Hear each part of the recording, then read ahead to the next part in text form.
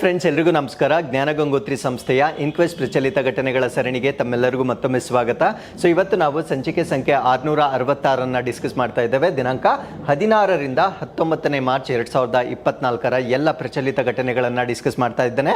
So ನಾಳಿನ ಎಪಿಸೋಡ್ನಲ್ಲಿ ಮಿಕ್ಕಿದ ಎಲ್ಲ ದಿನಗಳ ಪ್ರಚಲಿತ ಘಟನೆಗಳನ್ನು ನಾನು ಅಪ್ಡೇಟ್ ಮಾಡ್ತೇನೆ. ಸೊ ಇವತ್ತಿನ ಅಪ್ಡೇಟ್ಸನ್ನು ನಾವು ಡಿಸ್ಕಸ್ ಮಾಡೋದಕ್ಕಿಂತ ಮುಂಚೆ ಕಳೆದ ಸಂಚಿಕೆಯ ಪ್ರಶ್ನೆಗಳ ಉತ್ತರಗಳನ್ನು ನೋಡೋದಾದ್ರೆ ಪ್ರಶ್ನೆ ಸಂಖ್ಯೆ 1ಕ್ಕೆ ಆಪ್ಷನ್ ಡಿ ಮತ್ತು ಪ್ರಶ್ನೆ ಸಂಖ್ಯೆ 2ಕ್ಕೆ ಆಪ್ಷನ್ ಎ ಸರಿ ಉತ್ತರವಾಗಿರುತ್ತೆ. ಹಾಗಿದ್ರೆ ಇವತ್ತಿನ ಮೊದಲನೇ ಪ್ರಶ್ನೆಗೆ ಬರೋಣ.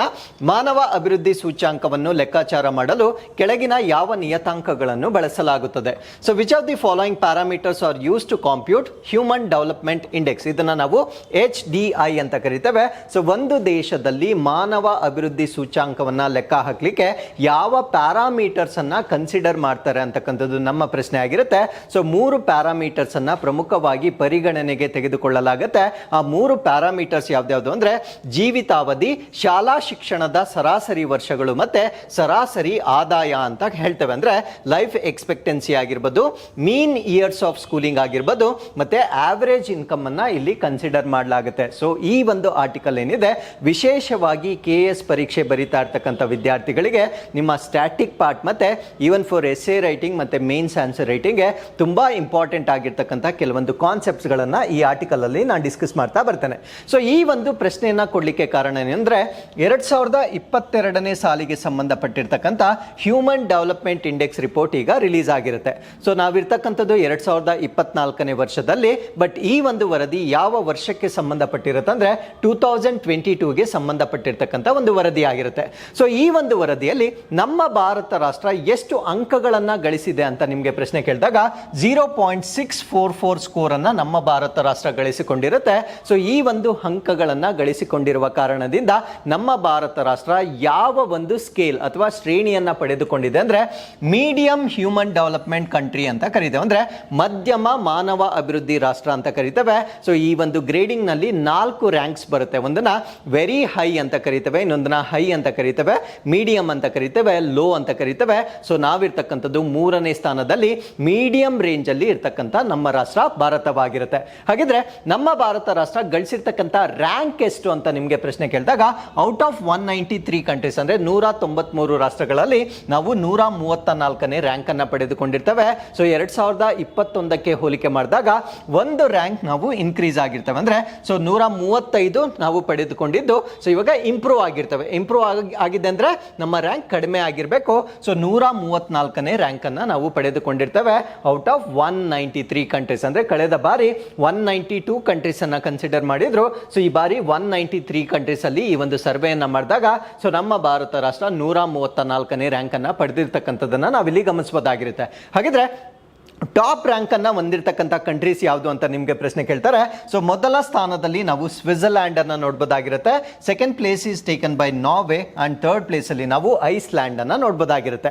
ಸೊ ಇದ್ರ ಜೊತೆಗೆ ನಮ್ಮ ನೈಬರಿಂಗ್ ಕಂಟ್ರೀಸ್ ಅನ್ನ ನಾವು ನೋಡಿದಾಗ ಪಾಕಿಸ್ತಾನ 164ನೇ ರ್ಯಾಂಕ್ ಅನ್ನ ಪಡೆದುಕೊಂಡು ನಮ್ಗಿಂತ ಕೆಳಗಡೆ ಇರುತ್ತೆ. ಸೊ ಆಫ್ಘಾನಿಸ್ತಾನ್ 182 ರ್ಯಾಂಕ್ ಅನ್ನ ಪಡೆದುಕೊಂಡಿರುತ್ತೆ. And China is better than us, ಅದು 75ನೇ ರ್ಯಾಂಕಿಂಗ್ ಅನ್ನ ಪಡೆದುಕೊಂಡಿರುತ್ತೆ. ಈವನ್ ಶ್ರೀಲಂಕಾ ಆರ್ಥಿಕವಾಗಿ ದಿವಾಳಿ ಆಗಿದ್ದರೂ ಕೂಡ ಹ್ಯೂಮನ್ ಡೆವಲಪ್ಮೆಂಟ್ ಅಲ್ಲಿ ಅದು 78ನೇ ರ್ಯಾಂಕಿಂಗ್ ಅನ್ನ ಪಡೆದುಕೊಂಡಿರ್ತಕ್ಕಂಥ ರಾಷ್ಟ್ರವಾಗಿರುತ್ತೆ. ಸೊ ನಮ್ಮ ರಾಷ್ಟ್ರ ಈ ಒಂದು 2 ರ್ಯಾಂಕಿಂಗ್ ಅನ್ನ ಕಂಪೇರ್ ಮಾಡಿದಾಗ ಇಯರ್ ಆನ್ ಇಯರ್ ಅಂದ್ರೆ ವರ್ಷದಿಂದ ವರ್ಷಕ್ಕೆ ಸೊ ನಮ್ಮ ಒಂದು ಅಭಿವೃದ್ಧಿ ಸೂಚ್ಯಾಂಕ ಇನ್ಕ್ರೀಸ್ ಆಗ್ತಾ ಇರ್ತಕ್ಕಂಥದ್ದನ್ನ ನಾವು ನೋಡಬಹುದಾಗಿರುತ್ತೆ. ಬಟ್ ನಮ್ಮ ಭಾರತ ದೇಶದಲ್ಲಿ ಮುಖ್ಯವಾಗಿರ್ತಕ್ಕಂಥ ಪ್ರಾಬ್ಲಮ್ ಏನು ಅಂದ್ರೆ ಜೆಂಡರ್ ಗ್ಯಾಪ್ ಅನ್ನ ನಾವು ಜಾಸ್ತಿ ನೋಡಬಹುದಾಗಿರುತ್ತೆ. ಅಂದ್ರೆ ಲಿಂಗ ಅಸಮಾನತೆ ಅಂತ ನಾವೇನ್ ಹೇಳ್ತೇವೆ, ಸೊ ಇದನ್ನ ನಾವು ಜಾಸ್ತಿ ನೋಡಬಹುದಾಗಿರುತ್ತೆ. ಸೊ ಅದು ಕೂಡ ಲಿಂಗ ಅಸಮಾನತೆ ಎಲ್ಲಿ ಜಾಸ್ತಿ ಆಗಿರುತ್ತೆ ಅಂದ್ರೆ ಈ ಒಂದು ಲೇಬರ್ ಫೋರ್ಸ್ ಪಾರ್ಟಿಸಿಪೇಷನ್ ರೇಟ್ ಅಂತ ಕರೀತೇವೆ. ಅಂದ್ರೆ ಉದ್ಯೋಗಗಳಲ್ಲಿ ಪುರುಷ ಮತ್ತು ಮಹಿಳೆಯರ ಪ್ರಾತಿನಿಧ್ಯತೆ ಏನಿದೆ ಸೊ ಅಲ್ಲಿ ಜಾಸ್ತಿ ಗ್ಯಾಪ್ ಇರ್ತಕ್ಕಂಥದ್ದನ್ನ ನಾವು ಗಮನಿಸಬೇಕಾಗಿರುತ್ತೆ. ಸೊ ಈ ಒಂದು ಗ್ಯಾಪ್ ಅನ್ನ ನಾವು ರೆಡ್ಯೂಸ್ ಮಾಡಿದ್ದೆ ಆದಲ್ಲಿ ನಮ್ಮ ಹ್ಯೂಮನ್ ಡೆವಲಪ್ಮೆಂಟ್ ಇಂಡೆಕ್ಸ್ ಅಂತಕ್ಕಂಥದ್ದು ಇನ್ನೂ ಇಂಪ್ರೂವ್ ಆಗ್ತಕ್ಕಂಥ ಸಾಧ್ಯತೆಗಳನ್ನ ನಾವಿಲ್ಲಿ ಗಮನಿಸಬಹುದಾಗಿರುತ್ತೆ. ಸೊ ಅದಾದ್ಮೇಲೆ UNDP ಹೇಳೋ ಪ್ರಕಾರ ಅಂದ್ರೆ ಯುನೈಟೆಡ್ ನೇಷನ್ ಡೆವಲಪ್ಮೆಂಟ್ ಪ್ರೋಗ್ರಾಮ್ ಅಂತ ನಾವೇನ್ ಹೇಳ್ತೇವೆ, ಸೊ ಇವರು ಬಿಡುಗಡೆ ಮಾಡ್ತಕ್ಕಂಥ ಈ ಒಂದು ವರದಿಯಲ್ಲಿ ಅವರು ಹೇಳ್ತಾ ಇರ್ತಕ್ಕಂಥ ಮಾಹಿತಿಯ ಪ್ರಕಾರ ನಮ್ಮ ಭಾರತ ದೇಶ ಹ್ಯೂಮನ್ ಡೆವಲಪ್ಮೆಂಟ್ ಇಂಡೆಕ್ಸ್ ಅಲ್ಲಿ ಅಭಿವೃದ್ಧಿ ಹೊಂದಬೇಕಾಗಿದ್ದರೆ ಸೊ ವಿಮೆನ್ ಲೆಡ್ ಡೆವಲಪ್ಮೆಂಟ್ ಅನ್ನ ಮಾಡಬೇಕಾಗಿರುತ್ತೆ. ಅಂದ್ರೆ ಮಹಿಳೆಯರಿಗೆ ಸಂಬಂಧಪಟ್ಟಂತೆ ಹೆಚ್ಚಿನ ಅಭಿವೃದ್ಧಿ ಬಗ್ಗೆ ನಾವು ಕಾನ್ಸಂಟ್ರೇಷನ್ ಅನ್ನ ಮಾಡಬೇಕಾಗಿರುತ್ತೆ. ಹಾಗಿದ್ರೆ ಈ ಒಂದು ವರದಿಯಲ್ಲಿ ಕೊಟ್ಟಿರ್ತಕ್ಕಂಥ ಪ್ರಮುಖವಾದ ಕೆಲವೊಂದು ಸಂಖ್ಯೆಗಳನ್ನ ನಾವು ನೋಡೋದಾದ್ರೆ ಲೈಫ್ ಎಕ್ಸ್ಪೆಕ್ಟೆನ್ಸಿ ಅಂತ ಕರಿತೇವೆ. ಅಂದ್ರೆ ಇದನ್ನ ನಾವು ಜೀವಿತಾವಧಿ ಅಂತ ಹೇಳ್ಬೋದಾಗಿರುತ್ತೆ, ಅಥವಾ ಸರಳ ಭಾಷೆಯಲ್ಲಿ ನಮ್ಮ ಆಯುಷ್ಯು ಎಷ್ಟಿದೆ ಅಂತ ಹೇಳ್ಬೋದಾಗಿರುತ್ತೆ. ಸೊ ನಮ್ಮ ಭಾರತ ದೇಶದಲ್ಲಿ ಸರಾಸರಿ ಮನುಷ್ಯ 67.7 ವರ್ಷಗಳ ಕಾಲ ಬದುಕ್ತಕ್ಕಂಥ ಒಂದು ಸಾಧ್ಯತೆ ಇರುತ್ತೆ. ಸೊ ಎರಡನೇದನ್ನ ಇಯರ್ಸ್ ಆಫ್ ಸ್ಕೂಲಿಂಗ್ ಅಂತ ಕರಿತೇವೆ. ಅಂದ್ರೆ ಒಂದು ಪ್ರಜೆ ಎಷ್ಟು ವರ್ಷಗಳವರೆಗೂ ಸ್ಕೂಲ್ಗೆ ಹೋಗ್ತಾ ಇದ್ದಾನೆ ಅಂತಕ್ಕಂಥ ಒಂದು ವರದಿಯ ಪ್ರಕಾರ 12.6 ವರ್ಷಗಳ ತನಕ ಅವನು ಶಾಲೆಗೆ ಹೋಗ್ತಾನೆ. ಸೊ ಅದಾದ್ಮೇಲೆ ಮೀನ್ ಇಯರ್ಸ್ ಆಫ್ ಸ್ಕೂಲಿಂಗ್ ಅಂದ್ರೆ ಇದೇ ಒಂದು ಶಾಲೆಗೆ ಹೋಗ್ತಕ್ಕಂಥ ಒಂದು ವರ್ಷಗಳೇನಿರುತ್ತೆ ಅದನ್ನ ಆವರೇಜ್ ಅಥವಾ ಸರಾಸರಿ ತೆಗೆದುಕೊಂಡಾಗ 6.57 ಇಯರ್ಸ್ ಇರ್ತಕ್ಕಂಥದ್ದನ್ನ ನಾವಿಲ್ಲಿ ನೋಡಬಹುದಾಗಿರುತ್ತೆ. ಸೊ ಕೊನೆಯದನ್ನ ನಾವು GNI ಪರ್ ಕ್ಯಾಪಿಟಾ ಅಂತ ಕರಿತೇವೆ. ಅಂದ್ರೆ ಗ್ರಾಸ್ ನ್ಯಾಷನಲ್ ಇನ್ಕಮ್ ಅನ್ನ ಸೊ ಟೋಟಲ್ ಪಾಪ್ಯುಲೇಷನ್ ಜೊತೆ ಡಿವೈಡ್ ಮಾಡಿದಾಗ, ಅಂದ್ರೆ ನಮ್ಮ ರಾಷ್ಟ್ರದ ಒಟ್ಟು ಇನ್ಕಮ್ ಏನಿರುತ್ತೆ ಸೊ ಅದನ್ನ ಒಟ್ಟು ಜನಸಂಖ್ಯೆಯೊಂದಿಗೆ ನಾವು ಡಿವೈಡ್ ಮಾಡಿದಾಗ ಸೊ ಅದನ್ನ ನಾವು ಪರ್ ಕ್ಯಾಪಿಟಾ GNI ಅಂತ ಕರಿತೇವೆ. ಸೊ ನಮ್ಮ ಭಾರತ ದೇಶದ ಪರ್ ಕ್ಯಾಪಿಟಾ GNI ಎಷ್ಟಿರುತ್ತೆ ಅಂದ್ರೆ $6,951 ಆಗಿರುತ್ತೆ. ಅದು ಸರಿಸುಮಾರು 5.5 ಲಕ್ಷಕ್ಕೆ ಅದು ಸಮನಾಗಿರುತ್ತೆ. ಅಂದ್ರೆ ಭಾರತ ದೇಶದಲ್ಲಿ ಪ್ರತಿಯೊಬ್ಬ ಪ್ರಜೆಯು ಒಂದು ವರ್ಷಕ್ಕೆ 5.5 ಲಕ್ಷದಷ್ಟು ತಲಾದಾಯವನ್ನ ಹೊಂದಿದೆ ಅಂತಕ್ಕಂಥ ಮಾಹಿತಿಯನ್ನ ಸೊ ಈ ಒಂದು ವರದಿಯ ಪ್ರಕಾರ ನಾವಿಲ್ಲಿ ಕನ್ಸಿಡರ್ ಮಾಡಬಹುದಾಗಿರುತ್ತೆ. ಸೊ ಇವೆಲ್ಲ ಸ್ಟ್ಯಾಟಿಸ್ಟಿಕ್ಸ್ ನಿಮ್ಮ ಎಕ್ಸಾಮ್ಗೆ ಬಹಳ ಬಹಳ ಇಂಪಾರ್ಟೆಂಟ್ ಆಗಿರ್ತಕ್ಕಂಥ ಸ್ಟ್ಯಾಟಿಸ್ಟಿಕ್ಸ್ ಆಗಿರುತ್ತೆ. ಸೊ ಈ ಒಂದು ಸ್ಟ್ಯಾಟಿಸ್ಟಿಕ್ಸ್ ಅನ್ನ ಇನ್ನೂ ಸ್ವಲ್ಪ ಎಲಾಬ್ರೇಟ್ ಮಾಡುವುದರ ಜೊತೆಗೆ ಅದಕ್ಕಿಂತ ಮುಂಚೆ ನಾವು ಈ ಒಂದು ಹ್ಯೂಮನ್ ಡೆವಲಪ್ಮೆಂಟ್ ಇಂಡೆಕ್ಸ್ ನ ಬೇಸಿಕ್ ಇನ್ಫಾರ್ಮೇಶನ್ ಅನ್ನ ತಿಳ್ಕೊಳ್ತಾ ಬರೋಣ. ಇದೆಲ್ಲ ನಿಮ್ಮ ಸ್ಟ್ಯಾಟಿಕ್ ಪಾರ್ಟ್ ಆಫ್ ದಿ ಎಕ್ಸಾಮಿನೇಷನ್ಗೆ ಬಹಳ ಇಂಪಾರ್ಟೆಂಟ್ ಆಗಿರುತ್ತೆ. ಸೊ ಈ ಒಂದು ವರದಿಯನ್ನ ಯುನೈಟೆಡ್ ನೇಷನ್ ಡೆವಲಪ್ಮೆಂಟ್ ಪ್ರೋಗ್ರಾಮ್ ನ ವತಿಯಿಂದ ಕೊಡ್ತಕ್ಕಂಥ ಒಂದು ವರದಿ ಆಗಿರುತ್ತೆ. ಸೊ ಈ ಒಂದು ವರದಿಯನ್ನ ಕೊಡ್ಲಿಕ್ಕೆ ಅವರು 3 ಪ್ರಮುಖ ಪ್ಯಾರಾಮೀಟರ್ಸ್ ಅನ್ನ ಕನ್ಸಿಡರ್ ಮಾಡ್ತಾರೆ. ಸೊ ಒಂದನ್ನ ನಾವು ಡೈಮೆನ್ಷನ್ಸ್ ಅಥವಾ ಆಯಾಮಗಳು ಅಂತ ಕರಿತೇವೆ. ಸೊ ಎರಡನೇದನ್ನ ಇಂಡಿಕೇಟರ್ಸ್ ಅಥವಾ ಸೂಚಕಗಳು ಅಂತ ಕರಿತೇವೆ. ಸೊ ಮೂರನೇದನ್ನ ಡೈಮೆನ್ಷನ್ ಇಂಡೆಕ್ಸ್ ಅಥವಾ ಆಯಾಮ ಸೂಚ್ಯಾಂಕಗಳು ಅಂತ ಕರಿತೇವೆ. ನಿಮಗೆ ಪರೀಕ್ಷೆಯಲ್ಲಿ what are the dimensions of HDI ಅಂತ ಕೇಳಿದಾಗ, ಅಂದ್ರೆ HDI ನ ಆಯಾಮಗಳು ಯಾವುದು ಅಂತ ಕೇಳಿದಾಗ ಸೊ 3 ಆಯಾಮಗಳನ್ನ ನೀವು ನೆನ್ಪಿಟ್ಕೊಳ್ಬೇಕಾಗಿರುತ್ತೆ. ಸೊ ಮೊದಲನೇದನ್ನ ನಾವು ಲಾಂಗ್ ಅಂಡ್ ಹೆಲ್ದಿ ಲೈಫ್ ಅಂತ ಕರಿತೇವೆ. ಅಂದ್ರೆ ದೀರ್ಘ ಮತ್ತು ಆರೋಗ್ಯಕರ ಜೀವನ ಅಂತ ಕರಿತೇವೆ. ಎರಡನೇದನ್ನ ನಾಲೆಜ್ ಅಥವಾ ಜ್ಞಾನ ಅಂತ ಕರಿತೇವೆ. ಮೂರನೇದನ್ನ ಅ ಡೀಸೆಂಟ್ ಸ್ಟ್ಯಾಂಡರ್ಡ್ ಆಫ್ ಲಿವಿಂಗ್ ಅಥವಾ ಯೋಗ್ಯ ಜೀವನ ಗುಣಮಟ್ಟ ಅಂತ ಕರಿತೇವೆ. ಸೊ ಈ ಮೂರನ್ನ ಒಟ್ಟಿಗೆ ಸೇರಿಸಿ ನಾವೇನಂತ ಕರಿತೇವೆ ಅಂದ್ರೆ ಡೈಮೆನ್ಷನ್ಸ್ ಅಥವಾ ಆಯಾಮಗಳು ಅಂತ ಕರಿತೇವೆ. ಸೊ ನಾನು ಇವತ್ತು ಕೇಳಿರ್ತಕ್ಕಂಥ ಪ್ರಶ್ನೆ ಯಾವುದಕ್ಕೆ ಸಂಬಂಧಪಟ್ಟಿರುತ್ತೆ ಅಂದ್ರೆ ಸೂಚಕಗಳು ಅಥವಾ ಇಂಡಿಕೇಟರ್ಸ್ಗೆ ಸಂಬಂಧಪಟ್ಟಿರುತ್ತೆ. ಸೊ ಇಂಡಿಕೇಟರ್ಸ್ ಕೂಡ 3 ಇರುತ್ತೆ. ಮೊದಲನೇ ಇಂಡಿಕೇಟರ್ ಅನ್ನು ನಾವು ಲೈಫ್ ಎಕ್ಸ್ಪೆಕ್ಟೆನ್ಸಿ ಅಟ್ ಬರ್ತ್ ಅಂತ ಕರಿತೇವೆ. ಅಂದ್ರೆ ಜನನ ಸಮಯದಲ್ಲಿ ಜೀವಿತಾವಧಿ ನಿರೀಕ್ಷೆ. ಏನಿದ್ರ ಅರ್ಥ ಅಂದ್ರೆ ಸೊ ಒಂದು ದೇಶದ ಆರ್ಥಿಕತೆ ಆಗಿರ್ಬೋದು, ಅಲ್ಲಿರ್ತಕ್ಕಂಥ ಬಡತನ ಆಗಿರ್ಬೋದು, ಹೆಲ್ತ್ ಕೇರ್ ಫೆಸಿಲಿಟೀಸ್ ಆಗಿರ್ಬೋದು, ನ್ಯೂಟ್ರಿಯೆಂಟ್ಸ್ ಆಗಿರ್ಬೋದು, ಸೊ ಇವೆಲ್ಲವನ್ನ ಆಧರಿಸಿ ಒಂದು ಮಗು ಜನನವನ್ನ ಪಡೆದುಕೊಂಡ್ರೆ ಅದು ಸರಾಸರಿ ಎಷ್ಟು ವರ್ಷಗಳ ಕಾಲ ಬದುಕಬಹುದು ಅಂತಕ್ಕಂಥ ಒಂದು ಆಂಟಿಸಿಪೇಷನ್ ಅನ್ನ ಮಾಡ್ತಾರೆ. ಸೊ ಅದನ್ನ ನಾವೇನಂತ ಕರಿತೀವಿ ಅಂದ್ರೆ ಲೈಫ್ ಎಕ್ಸ್ಪೆಕ್ಟೆನ್ಸಿ ಅಟ್ ಬರ್ತ್ ಅಂತ ಕರಿತೇವೆ. ಅಂದ್ರೆ ನಿಧನ ಹೊಂದಿರತಕ್ಕಂಥ ಆವರೇಜ್ ಏಜ್ ಅನ್ನ ಇಲ್ಲಿ ಕ್ಯಾಲ್ಕುಲೇಟ್ ಮಾಡ್ತಾ ಇಲ್ಲ. ಸೊ ಜನನದ ಸಮಯದಲ್ಲಿ ಆ ರಾಷ್ಟ್ರದಲ್ಲಿರ್ತಕ್ಕಂಥ ಮೂಲ ಸೌಕರ್ಯಗಳ ಆಧಾರದ ಮೇಲೆ ಆ ಮಗು ಎಷ್ಟು ವರ್ಷಗಳ ಕಾಲ ಬದುಕಬಹುದು ಅನ್ನೋದನ್ನ ಆಂಟಿಸಿಪೇಟ್ ಮಾಡ್ತಾರೆ. ಸೊ ಅದನ್ನ ನಾವು ಲೈಫ್ ಎಕ್ಸ್ಪೆಕ್ಟೆನ್ಸಿ ಅಟ್ ಬರ್ತ್ ಅಂತ ಕರಿತೇವೆ. ಸೊ ಎರಡನೇದನ್ನ ನಾವು ಎಕ್ಸ್ಪೆಕ್ಟೆಡ್ ಇಯರ್ಸ್ ಆಫ್ ಸ್ಕೂಲಿಂಗ್ ಅಥವಾ ಮೀನ್ ಇಯರ್ಸ್ ಆಫ್ ಸ್ಕೂಲಿಂಗ್ ಅಂತ ಕರಿತೇವೆ. ಎಕ್ಸ್ಪೆಕ್ಟೆಡ್ ಇಯರ್ಸ್ ಆಫ್ ಸ್ಕೂಲಿಂಗ್ ಅಂದ್ರೆ ನಿರೀಕ್ಷಿತ ಶಾಲಾ ಶಿಕ್ಷಣ ವರ್ಷಗಳು. ಅಂದ್ರೆ ಒಬ್ಬ ಪ್ರಜೆ ಎಷ್ಟು ವರ್ಷಗಳವರೆಗೆ ಅವರು ಶಾಲೆಗೆ ಹೋಗ್ತಕ್ಕಂಥ ಒಂದು ಸಾಧ್ಯತೆ ಇದೆ. ಸೊ ಅದೊಂದು ಪ್ಯಾರಾಮೀಟರ್ ಆಗಿದ್ರೆ ಅದನ್ನ ಆವರೇಜ್ ತಗೊಳ್ತಾರೆ, ಸರಾಸರಿ ತಗೊಳ್ತಾರೆ. ಸೊ ಅದನ್ನ ನಾವು ಶಾಲಾ ಶಿಕ್ಷಣದ ಸರಾಸರಿ ವರ್ಷಗಳು ಅಂತ ಕರಿತೇವೆ. ಸೊ ಇವೆರಡನ್ನ ಸೇರಿಸಿ ನಾವು ಒಂದು ಪ್ಯಾರಾಮೀಟರ್ ಆಗಿ ಕನ್ಸಿಡರ್ ಮಾಡಬಹುದಾಗಿರುತ್ತೆ. ಸೊ ಕೊನೆಯ ಇಂಡಿಕೇಟರ್ ಅನ್ನ ನಾವೇನಂತ ಕರಿತೀವಿ ಅಂದ್ರೆ ಗ್ರಾಸ್ ನ್ಯಾಷನಲ್ ಇನ್ಕಮ್ ತಲಾದಾಯ ಅಥವಾ gross national income per capita ಅಂತ ಕರಿತೇವೆ. ಸೊ ಇದನ್ನ ಪರ್ಚೇಸಿಂಗ್ ಪವರ್ ಪ್ಯಾರಿಟಿ ಅಂತ ಕರಿತೇವೆ. ಅಂದ್ರೆ ಒಂದು ಪ್ರಜೆ ಸೊ ವಸ್ತುಗಳನ್ನ ಖರೀದಿ ಮಾಡ್ತಕ್ಕಂಥ ಸಾಮರ್ಥ್ಯ ಎಷ್ಟಿದೆ ಸೊ ಇವುಗಳ ಆಧಾರದ ಮೇಲೆ ಹ್ಯೂಮನ್ ಡೆವಲಪ್ಮೆಂಟ್ ಇಂಡೆಕ್ಸ್ ಅನ್ನ ಡೆವಲಪ್ ಮಾಡಲಾಗುತ್ತೆ. ಸೊ ಈ ಮೂರನ್ನ ಅಧ್ಯಯನ ಮಾಡಿದಾಗ ನಮಗೆ ಕೆಲವೊಂದು ಸೂಚ್ಯಾಂಕಗಳು ಅಥವಾ ಇಂಡೈಸಸ್ ಸಿಗುತ್ತೆ. ಸೊ ಮೊದಲನೇ ಸೂಚ್ಯಾಂಕವನ್ನ ನಾವು ಲೈಫ್ ಎಕ್ಸ್ಪೆಕ್ಟೆನ್ಸಿ ಇಂಡೆಕ್ಸ್ ಅಂತ ಕರಿತೇವೆ. ಸೊ ಎರಡನೇದನ್ನ ಎಜುಕೇಶನ್ ಅಥವಾ ಶಿಕ್ಷಣಕ್ಕೆ ಸಂಬಂಧಪಟ್ಟಿರ್ತಕ್ಕಂಥ ಸೂಚ್ಯಾಂಕ. ಮೂರನೇದು ನಮಗೆ ಗ್ರಾಸ್ ನ್ಯಾಷನಲ್ ಇನ್ಕಮ್ಗೆ ಸಂಬಂಧಪಟ್ಟಂತೆ ಒಂದು ಸೂಚ್ಯಾಂಕವನ್ನ ಪಡೆಯಬಹುದಾಗಿರುತ್ತೆ. ಸೊ ಇವೆಲ್ಲವನ್ನ ಕನ್ಸಿಡರ್ ಮಾಡಿದಾಗ ನಮಗೆ ಕೊನೆಯಲ್ಲಿ ಸಿಗ್ತಕ್ಕಂಥ ಒಂದು ವ್ಯಾಲ್ಯೂ ಅನ್ನ ಏನಂತ ಕರಿತೇವೆ ಅಂದ್ರೆ ಹ್ಯೂಮನ್ ಡೆವಲಪ್ಮೆಂಟ್ ಇಂಡೆಕ್ಸ್ ಅಥವಾ ಮಾನವ ಅಭಿವೃದ್ಧಿ ಸೂಚ್ಯಾಂಕ ಅಂತ ಕರಿತೇವೆ. ಸೊ ಇಷ್ಟು ಬೇಸಿಕ್ ಇನ್ಫಾರ್ಮೇಶನ್ ನಮಗೆ HDI ಬಗ್ಗೆ ಡೆಫಿನೆಟ್ಲಿ ಗೊತ್ತಿರಬೇಕಾಗಿರುತ್ತೆ. ಸೊ ಈಗ ನಾವು ಕಂಪ್ಲೀಟ್ ಮಾಹಿತಿಯನ್ನ ನಾವಿಲ್ಲಿ ಡಿಸ್ಕಸ್ ಮಾಡ್ತಾ ಬರೋಣ. ಸೊ ಮೊದಲನೇದು ನಾವು ಲೈಫ್ ಎಕ್ಸ್ಪೆಕ್ಟೆನ್ಸಿ ಅಂದ್ರೆ ಏನು? ಲೈಫ್ ಎಕ್ಸ್ಪೆಕ್ಟೆನ್ಸಿ ಅಂದ್ರೆ average number of years of a person expected to live from birth, ಅಂದ್ರೆ ಅವರ ಜೀವನ ಯಾವಾಗ ಸ್ಟಾರ್ಟ್ ಆಗುತ್ತೆ ಅಥವಾ ಅವರ ಜನನ ಆದ ದಿನದಿಂದ ಸೊ ಅವರು ಎಷ್ಟು ವರ್ಷಗಳ ಕಾಲ ಬದುಕಬಹುದು ಅಂತಕ್ಕಂಥ ಸರಾಸರಿ ವರ್ಷಗಳನ್ನ ನಾವೇನಂತ ಕರಿತೇವೆ ಅಂದ್ರೆ ಜೀವಿತಾವಧಿ ಅಂತ ಕರಿತೇವೆ. ಈ ಪಾಯಿಂಟ್ ಅನ್ನ ನೆನ್ಪಿಟ್ಕೊಳ್ಳಿ. ಸೊ ಇದು ಹುಟ್ಟಿನಿಂದ ಕ್ಯಾಲ್ಕುಲೇಟ್ ಮಾಡ್ತಕ್ಕಂಥದ್ದು. So not by the age of those people who have already died, ಅದನ್ನ ಅವರು ಕನ್ಸಿಡರ್ ಮಾಡೋದಿಲ್ಲ. ಸೊ ಜನನದ ಸಮಯದಲ್ಲಿ ಒಂದು ಆಂಟಿಸಿಪೇಷನ್ ಮಾಡ್ತಾರೆ. ಸೊ ಅದನ್ನ ನಾವು ಲೈಫ್ ಎಕ್ಸ್ಪೆಕ್ಟೆನ್ಸಿ ಅಟ್ ಬರ್ತ್ ಅಂತ ಕರಿತೇವೆ.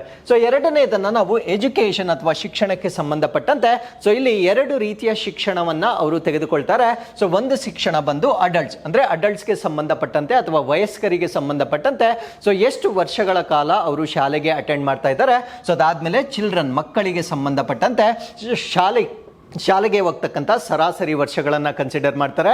ಸೊ ಇವೆರಡರಲ್ಲೂ ಕೂಡ ನಾವು ಶಿಕ್ಷಣ ಎಷ್ಟರ ಮಟ್ಟಿಗೆ ಇದೆ ಆ ರಾಷ್ಟ್ರದಲ್ಲಿ ಅಂತಕ್ಕಂಥದ್ದನ್ನ ಸೊ ಈ ಒಂದು ಪ್ಯಾರಾಮೀಟರ್ ಅಲ್ಲಿ ನಾವು ಡಿಸೈಡ್ ಮಾಡಬಹುದಾಗಿರುತ್ತೆ. ಸೊ ಮೂರನೇದನ್ನ ನಾವು ಪರ್ ಕ್ಯಾಪಿಟಾ ಇನ್ಕಮ್ ಅಂತ ಕರಿತೇವೆ, ಅಂದ್ರೆ ತಲಾದಾಯ ಅಂತ ಕರಿತೇವೆ. ಸೊ ಈ ಒಂದು ತಲಾದಾಯವನ್ನ ಯಾವ ಆಧಾರದ ಮೇಲೆ ಕ್ಯಾಲ್ಕುಲೇಟ್ ಮಾಡ್ತಾರೆ ಅಂದ್ರೆ ಗ್ರಾಸ್ ನ್ಯಾಷನಲ್ ಇನ್ಕಮ್, ಅಂದ್ರೆ ಸೊ ಆ ಒಂದು ರಾಷ್ಟ್ರದಲ್ಲಿರ್ತಕ್ಕಂಥ ರಾಷ್ಟ್ರೀಯ ಆದಾಯವನ್ನ ಅವರು ಕನ್ಸಿಡರ್ ಮಾಡ್ತಾರೆ. ಸೊ ಈ ಒಂದು ರಾಷ್ಟ್ರೀಯ ಆಧಾರವನ್ನ ಯಾವುದ್ರ ಜೊತೆಗೆ ಕೋರಿಲೇಟ್ ಮಾಡ್ತಾರೆ ಅಂದ್ರೆ PPP ಅಂತ ಕರಿತೇವೆ. PP ಅಂದ್ರೆ ಪರ್ಚೇಸಿಂಗ್ ಪವರ್ ಪ್ಯಾರಿಟಿ ಅಂತ ಕರಿತೇವೆ, ಅಥವಾ ಯಾವುದೇ ಒಂದು ವಸ್ತುವನ್ನ ಕೊಳ್ಳುವಂತಹ ಅವರ ಸಾಮರ್ಥ್ಯ ಅಥವಾ ಶಕ್ತಿ ಏನಿರುತ್ತೆ ಸೊ ಅದಕ್ಕೆ ಕೋರಿಲೇಟ್ ಮಾಡುವ ಮುಖಾಂತರ ಸೊ ಆ ರಾಷ್ಟ್ರದ ಒಂದು ಪರ್ ಕ್ಯಾಪಿಟಾ ಅಥವಾ ತಲಾದಾಯವನ್ನ ಕನ್ಸಿಡರ್ ಮಾಡಿ ಹ್ಯೂಮನ್ ಡೆವಲಪ್ಮೆಂಟ್ ಇಂಡೆಕ್ಸ್ ಅನ್ನ ಬಿಡುಗಡೆ ಮಾಡಲಾಗುತ್ತೆ. ಸೊ ಅದಾದ್ಮೇಲೆ ಈ ಒಂದು ಹ್ಯೂಮನ್ ಡೆವಲಪ್ಮೆಂಟ್ ಇಂಡೆಕ್ಸ್ ನಲ್ಲಿ ಬರ್ತಕ್ಕಂಥ ವ್ಯಾಲ್ಯೂಸ್ ಏನಿರುತ್ತೆ ಸೊ 0 ಇಂದ 1 ಅಂತ ಕರಿತೇವೆ. ಸೊ ಹೈಯರ್ ವ್ಯಾಲ್ಯೂಸ್ ಇದ್ದಾಗ ಅದನ್ನ ನಾವು higher level of human development index ಅಂತ ಕರಿತೇವೆ. ಫಾರ್ ಎಕ್ಸಾಂಪಲ್ ಇಲ್ಲಿ ನೋಡಿ 0 ಇಂದ 1 ತನಕ ವ್ಯಾಲ್ಯೂ ಇರುತ್ತೆ. ಸೊ 1 ವರೆಗೂ ರೀಚ್ ಆದಷ್ಟು ಆ ಒಂದು ರಾಷ್ಟ್ರದ ಡೆವಲಪ್ಮೆಂಟ್ ಇಂಡೆಕ್ಸ್ ಜಾಸ್ತಿ ಇರುತ್ತೆ. ಸೊ ಈ ಕಡೆ 0 ಕಡೆಗೆ ಬಂದಷ್ಟು ಆ ಒಂದು ರಾಷ್ಟ್ರದ ಹ್ಯೂಮನ್ ಡೆವಲಪ್ಮೆಂಟ್ ಇಂಡೆಕ್ಸ್ ರ್ಯಾಂಕಿಂಗ್ ಕುಸಿತಕ್ಕಂಥದ್ದನ್ನ ನಾವಿಲ್ಲಿ ಗಮನಿಸಬಹುದಾಗಿರುತ್ತೆ. ಹಾಗಿದ್ರೆ ನಾನು ಮುಂಚೆನೆ ಹೇಳಿದ್ದೆ, ಸೊ ಗ್ರೇಡಿಂಗ್ ಅನ್ನ ಮಾಡಿದಾಗ 4 ರ್ಯಾಂಕಿಂಗ್ ಅನ್ನ ತೆಗೆದುಕೊಳ್ತಾರೆ. ಸೊ ಮೊದಲನೇ ರ್ಯಾಂಕಿಂಗ್ ಅನ್ನ ನಾವು ವೆರಿ ಹೈ ಅಂತ ಕರಿತೇವೆ. ಸೊ ವೆರಿ ಹೈ ಇರಬೇಕಾಗಿದ್ರೆ ಹ್ಯೂಮನ್ ಡೆವಲಪ್ಮೆಂಟ್ ಇಂಡೆಕ್ಸ್ ಸ್ಕೋರ್ ಎಷ್ಟಿರಬೇಕಾಗಿರುತ್ತೆ ಅಂದ್ರೆ ಗ್ರೇಟರ್ ದೆನ್ 0.8 ಇರಬೇಕಾಗಿರುತ್ತೆ. ನಮಗೆ ಲೋವರ್ ಲಿಮಿಟ್ ಹೈಯರ್ ಲಿಮಿಟ್ ಗೊತ್ತು. ಲೋವರ್ ಲಿಮಿಟ್ ಎಷ್ಟು ಅಂದ್ರೆ 0 ಆಗಿರುತ್ತೆ, ಹೈಯರ್ ಲಿಮಿಟ್ ಎಷ್ಟಿರುತ್ತೆ ಅಂದ್ರೆ 1 ಆಗಿರುತ್ತೆ. ಸೊ ಸ್ಕೋರ್ಸ್ ಎಲ್ಲ ಇವೆರಡರ ಮಧ್ಯದಲ್ಲೇ ಇರಬೇಕಾಗಿರುತ್ತೆ. ಸೊ 0.8 ಗಿಂತ ಜಾಸ್ತಿ ಸ್ಕೋರ್ ಇದ್ದಾಗ ಆ ರಾಷ್ಟ್ರಗಳನ್ನ ವೆರಿ ಹೈ ಅಂದ್ರೆ ಅತ್ಯಂತ ಹೆಚ್ಚಿನ ಮಾನವ ಅಭಿವೃದ್ಧಿ ಸೂಚ್ಯಾಂಕ ಅಂತ ಕರಿತೇವೆ. ಸೊ ಎರಡನೇದನ್ನ high human index human development ಅಥವಾ ಹೆಚ್ಚು ಮಾನವನ ಅಭಿವೃದ್ಧಿ ಅಂತ ಕರಿತೇವೆ. ಸೊ ಈ ಒಂದು ರ್ಯಾಂಕಿಂಗ್ ನಲ್ಲಿ ನಾವು 0.7 ಇಂದ 0.8 ವರೆಗೆ ಆ ಒಂದು ವ್ಯಾಲ್ಯೂಸ್ ಗಳನ್ನ ನಾವು ನೋಡಬಹುದಾಗಿರುತ್ತೆ. ಸೊ ಮೂರನೇ ರ್ಯಾಂಕಿಂಗ್ ಅನ್ನ ನಾವೇನಂತ ಕರಿತೇವೆ ಅಂದ್ರೆ ಮೀಡಿಯಂ ಹ್ಯೂಮನ್ ಡೆವಲಪ್ಮೆಂಟ್ ಅಥವಾ ಮಧ್ಯಮ ಮಾನವ ಅಭಿವೃದ್ಧಿ ಅಂತ ಕರಿತೇವೆ. ಸೊ ಇಲ್ಲಿ ರ್ಯಾಂಕಿಂಗ್ ಬಂದು 0.55 ಗಿಂತ ಜಾಸ್ತಿ ಇರುತ್ತೆ, 0.7 ಗಿಂತ ಕಡಿಮೆ ಇರುತ್ತೆ. ನಮ್ಮ ಭಾರತ ದೇಶದ ರ್ಯಾಂಕಿಂಗ್ 0.644 ಇರುವ ಕಾರಣದಿಂದ ಈ ವ್ಯಾಲ್ಯೂ ಇವೆರಡರ ನಡುವೆ ಬರುವ ಕಾರಣದಿಂದ ನಮ್ಮ ಭಾರತ ರಾಷ್ಟ್ರವನ್ನ ಮಧ್ಯಮ ಮಾನವ ಅಭಿವೃದ್ಧಿ ಅಂತ ಹೇಳ್ಬೋದಾಗಿರುತ್ತೆ. ಅಂಡ್ ಕೊನೆಯದನ್ನ ನಾವು ಲೋ ಹ್ಯೂಮನ್ ಡೆವಲಪ್ಮೆಂಟ್ ಅಥವಾ ಕಡಿಮೆ ಮಾನವ ಅಭಿವೃದ್ಧಿ ಅಂತ ಕರಿತೇವೆ. ಸೊ 0.55 ಗಿಂತ ಕಡಿಮೆ ಇದ್ದಾಗ ಆ ಒಂದು ರಾಷ್ಟ್ರವನ್ನ ನಾವೇನಂತ ಕರಿಬೋದಾಗಿರುತ್ತೆ ಕಡಿಮೆ ಮಾನವ ಅಭಿವೃದ್ಧಿ ರಾಷ್ಟ್ರಗಳು ಅಂತ ಕರಿಬೋದಾಗಿರುತ್ತೆ. So India has made a progress ಅಂದ್ರೆ ಈ ಒಂದು ವರದಿಯನ್ನ ನಾವು ಕನ್ಸಿಡರ್ ಮಾಡಿದಾಗ ಕಳೆದ ವರ್ಷಕ್ಕೆ ಹೋಲಿಕೆ ಮಾಡಿದಾಗ ನಮ್ಮ ಭಾರತ ರಾಷ್ಟ್ರ ಪ್ರಗತಿಯನ್ನ ಹೊಂದಿರತಕ್ಕಂಥದ್ದನ್ನ ನೋಡಬಹುದಾಗಿರುತ್ತೆ. ಸೊ ಈ ಒಂದು ವರದಿಗೆ ಕೊಟ್ಟಿರ್ತಕ್ಕಂಥ ಟೈಟಲ್ ಅಥವಾ ಶೀರ್ಷಿಕೆ ಏನು ಅಂತ ಕೇಳ್ತಾರೆ. ಸೊ ಇದನ್ನು ನಾವು breaking the gridlock reimagining cooperation in the polarised world ಅಂತಕ್ಕಂಥದ್ದು ಈ ಒಂದು ವರದಿಗೆ ಕೊಟ್ಟಿರ್ತಕ್ಕಂಥ ಒಂದು ಶೀರ್ಷಿಕೆ ಆಗಿರುತ್ತೆ. ಶೀರ್ಷಿಕೆಗಳನ್ನು ಕೂಡ ಎಕ್ಸಾಮ್ ಅಲ್ಲಿ ಕೇಳ್ತಾರೆ. ಸೊ ಇದ್ರ ಬಗ್ಗೆ ಕೂಡ ನೀವು ಎಚ್ಚರವನ್ನ ವಹಿಸಬೇಕಾಗಿರುತ್ತೆ.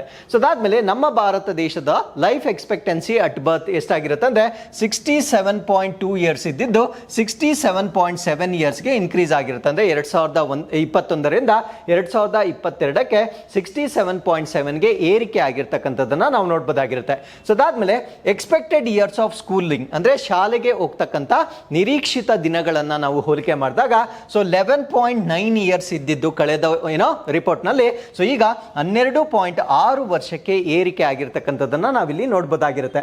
ಬಟ್ ಇಲ್ಲಿ ಓವರ್ ಆಲ್ ಇಂಡೆಕ್ಸ್ ಅಥವಾ ಓವರ್ ಆಲ್ ಸೂಚ್ಯಾಂಕವನ್ನ ನೋಡಿದಾಗ ನಮ್ಮ ಪ್ರಪಂಚದಲ್ಲಿ ಆಗ್ತಾ ಇರ್ತಕ್ಕಂಥ ಒಂದು ಪ್ರಮುಖವಾದ ಕೆಟ್ಟ ಬದಲಾವಣೆ ಏನು ಅಂದ್ರೆ ದ ಗ್ಯಾಪ್ ಬಿಟ್ವೀನ್ ರಿಚ್ ಮತ್ತೆ ಪುವರ್ ಅಂದ್ರೆ ಶ್ರೀಮಂತರು ಮತ್ತು ಬಡವರ ನಡುವೆ ಇರ್ತಕ್ಕಂಥ ಒಂದು ಅಂತರ ಏನಿರುತ್ತೆ ಸೊ ಅದು ದಿನೇ ದಿನೇ ಹೆಚ್ಚಾಗ್ತಾ ಬರ್ತಾ ಇದೆ. ಸೊ 2020ರಿಂದ the gap between poor and the rich ಅಂತಕ್ಕಂಥದ್ದು ಇನ್ಕ್ರೀಸ್ ಆಗ್ತಾ ಇರ್ತಕ್ಕಂಥದ್ದನ್ನ ನಾವಿಲ್ಲಿ ಪ್ರಮುಖವಾಗಿ ಗಮನಿಸಬಹುದಾಗಿರುತ್ತೆ. ಸೊ ಅದಾದ್ಮೇಲೆ ನಮ್ಮ ರಾಷ್ಟ್ರವನ್ನ ನಮ್ಮ ನೈಬರಿಂಗ್ ರಾಷ್ಟ್ರಗಳೊಂದಿಗೆ ನಾವು ಕಂಪೇರ್ ಮಾಡ್ಕೊಂಡಾಗ ಸೊ ನಮ್ಮ ಬಾಂಗ್ಲಾದೇಶ ಆಗಿರ್ಬೋದು, ಭೂತಾನ್ ಆಗಿರ್ಬೋದು ಮತ್ತು ಶ್ರೀಲಂಕಾ ಆಗಿರ್ಬೋದು ಸೊ ಇವೆಲ್ಲ ರಾಷ್ಟ್ರಗಳು ನಮ್ಮ ಭಾರತ ರಾಷ್ಟ್ರಕ್ಕಿಂತ ಉತ್ತಮವಾಗಿ ಪ್ರದರ್ಶನ ಮಾಡ್ತಾ ಇರ್ತಕ್ಕಂಥ ರಾಷ್ಟ್ರಗಳಾಗಿ ನಾವಿಲ್ಲಿ ಗಮನಿಸಬಹುದಾಗಿರುತ್ತೆ. ಸೊ ಇಷ್ಟು ಮಾಹಿತಿ ನಮಗೆ HDI ಬಗ್ಗೆ ಗೊತ್ತಿರಬೇಕಾಗಿರುತ್ತೆ. So with this let's get into question number 2. UNESCO ವಿಶ್ವ ಪರಂಪರೆಯ ತಾಣಗಳ ತಾತ್ಕಾಲಿಕ ಪಟ್ಟಿಯಲ್ಲಿ ಮಧ್ಯಪ್ರದೇಶದ ಕೆಳಗಿನ ಯಾವ ಪಾರಂಪರಿಕ ತಾಣಗಳನ್ನು ಸೇರಿಸಲಾಗಿದೆ? So which of the following heritage sites from Madhya Pradesh have been included in the tentative list of UNESCO world heritage site? ಅಂದ್ರೆ ನಾನು ಹೇಳ್ತಾ ಇರ್ತಕ್ಕಂಥದ್ದು ಟೆಂಟೇಟಿವ್ ತಾತ್ಕಾಲಿಕ ಪಟ್ಟಿಯಾಗಿರುತ್ತೆ. ಸೊ ಯಾವುದೇ ಒಂದು ತಾಣವನ್ನ ಯುನೆಸ್ಕೋ ಹೆರಿಟೇಜ್ ಲಿಸ್ಟ್ಗೆ ಸೇರಿಸಬೇಕಾಗಿದ್ರೆ ಮೊದಲ ಸ್ಟೆಪ್ ಅನ್ನ ನಾವು ಟೆಂಟೇಟಿವ್ ಸ್ಟೇಜ್ ಅಂತ ಕರಿತೇವೆ ಅಥವಾ ಟೆಂಟೇಟಿವ್ ಲಿಸ್ಟ್ ಅಂತ ಕರಿತೇವೆ. ಸೊ ಟೆಂಟೇಟಿವ್ ಲಿಸ್ಟ್ ಅನ್ನ ಬಿಡುಗಡೆ ಮಾಡ್ತಕ್ಕಂಥದ್ದು ಆ ರೆಸ್ಪೆಕ್ಟಿವ್ ಕಂಟ್ರೀಸ್ ಅಂದ್ರೆ ಆ ರಾಷ್ಟ್ರಗಳು ಯಾವ ಪ್ರದೇಶಗಳನ್ನ ಯುನೆಸ್ಕೋ ಪಟ್ಟಿಗೆ ಸೇರಿಸಬೇಕೋ ಅವರೇ ರಿಲೀಸ್ ಮಾಡ್ತಕ್ಕಂಥ ಒಂದು ಪಟ್ಟಿಯಾಗಿರುತ್ತೆ. ಸೊ ಈಗ ಮಧ್ಯಪ್ರದೇಶಕ್ಕೆ ಸೇರಿರ್ತಕ್ಕಂಥ 6 ಪ್ರದೇಶಗಳನ್ನ ಟೆಂಟೇಟಿವ್ ಲಿಸ್ಟ್ಗೆ ಸೇರಿರ್ತಾರೆ. ಸೊ ಆ 6 ಪ್ರದೇಶಗಳಲ್ಲಿ ಕೊಟ್ಟಿರ್ತಕ್ಕಂಥ ಆಯ್ಕೆಗಳಲ್ಲಿ ಯಾವುದು ಸರಿ ಉತ್ತರ ಅನ್ನೋದು ನೀವು ಹೇಳಬೇಕಾಗಿರುತ್ತೆ. ಸೊ ಈ ಪ್ರಶ್ನೆಗೆ ಸರಿಯಾದ ಉತ್ತರ ಕೂನಿ ಬಂಡಾರ ಮತ್ತು ಗ್ವಾಲಿಯರ್ ಫೋರ್ಟ್ ಅಥವಾ ಕೋಟೆ ಅಂತ ಕರಿತೇವೆ. ಸೊ ನಾನು ಡಿಸ್ಕಸ್ ಮಾಡ್ತಾ ಇರ್ತಕ್ಕಂಥದ್ದು ಯುನೆಸ್ಕೋಗೆ ಸಂಬಂಧಪಟ್ಟಿರ್ತಕ್ಕಂಥ ಭಾರತ ದೇಶದಿಂದ ಪಟ್ಟಿ ಮಾಡಲಾಗಿರ್ತಕ್ಕಂಥ ತಾತ್ಕಾಲಿಕ ತಾಣಗಳ ಪಟ್ಟಿಯ ಬಗ್ಗೆ ನಾನು ಡಿಸ್ಕಸ್ ಮಾಡ್ತಾ ಇದ್ದೇನೆ. ಸೊ ಇದನ್ನು ನಾವು ಟೆಂಟೇಟಿವ್ ಲಿಸ್ಟ್ ಅಂತ ಕರಿತೇವೆ. ಸೊ ಟೆಂಟೇಟಿವ್ ಲಿಸ್ಟ್ ನಲ್ಲಿ ಮಧ್ಯಪ್ರದೇಶಕ್ಕೆ ಸೇರಿರ್ತಕ್ಕಂಥ 6 ಪ್ರದೇಶಗಳನ್ನ ಈಗ ತಾತ್ಕಾಲಿಕ ಪಟ್ಟಿಗೆ ಸೇರಿಸಲಾಗಿರುತ್ತೆ. ಸೊ ಮೊದಲನೇ ಪ್ರದೇಶವನ್ನ ನಾವೇನಂತ ಕರಿತೇವೆ ಅಂದ್ರೆ ಕೂನಿ ಬಂಡಾರ ಅಂತ ಕರಿತೇವೆ. ಸೊ ಕೂನಿ ಬಂಡಾರ ಅಂದ್ರೆ ಏನು ಅಂದ್ರೆ ಸೊ ಇದೊಂದು under ground water management system ಆಗಿರುತ್ತೆ. ಅಂದ್ರೆ ಸೊ ಭೂಮಿಯ ಒಳಗಡೆ ನೀರನ್ನ ನಿರ್ವಹಣೆ ಮಾಡ್ತಕ್ಕಂಥ ಒಂದು ಪದ್ಧತಿ ಆಗಿರುತ್ತೆ. ಸೊ ಈ ಒಂದು ಪದ್ಧತಿಯನ್ನ ಏನಂತ ಕರೀತಾರೆ ಅಂದ್ರೆ ಕುಂಡೀಸ್ ಅಂತ ಕರೀತಾರೆ. ಅಂದ್ರೆ ಆ ವಾಟರ್ ಕನೆಕ್ಷನ್ ಏನಿರುತ್ತೆ ಆ ಒಂದು ಸಂಪರ್ಕವನ್ನ ಏನಂತ ಕರೀತಾರೆ ಅಂದ್ರೆ ಕುಂಡೀಸ್ ಅಂತ ಕರೀತಾರೆ.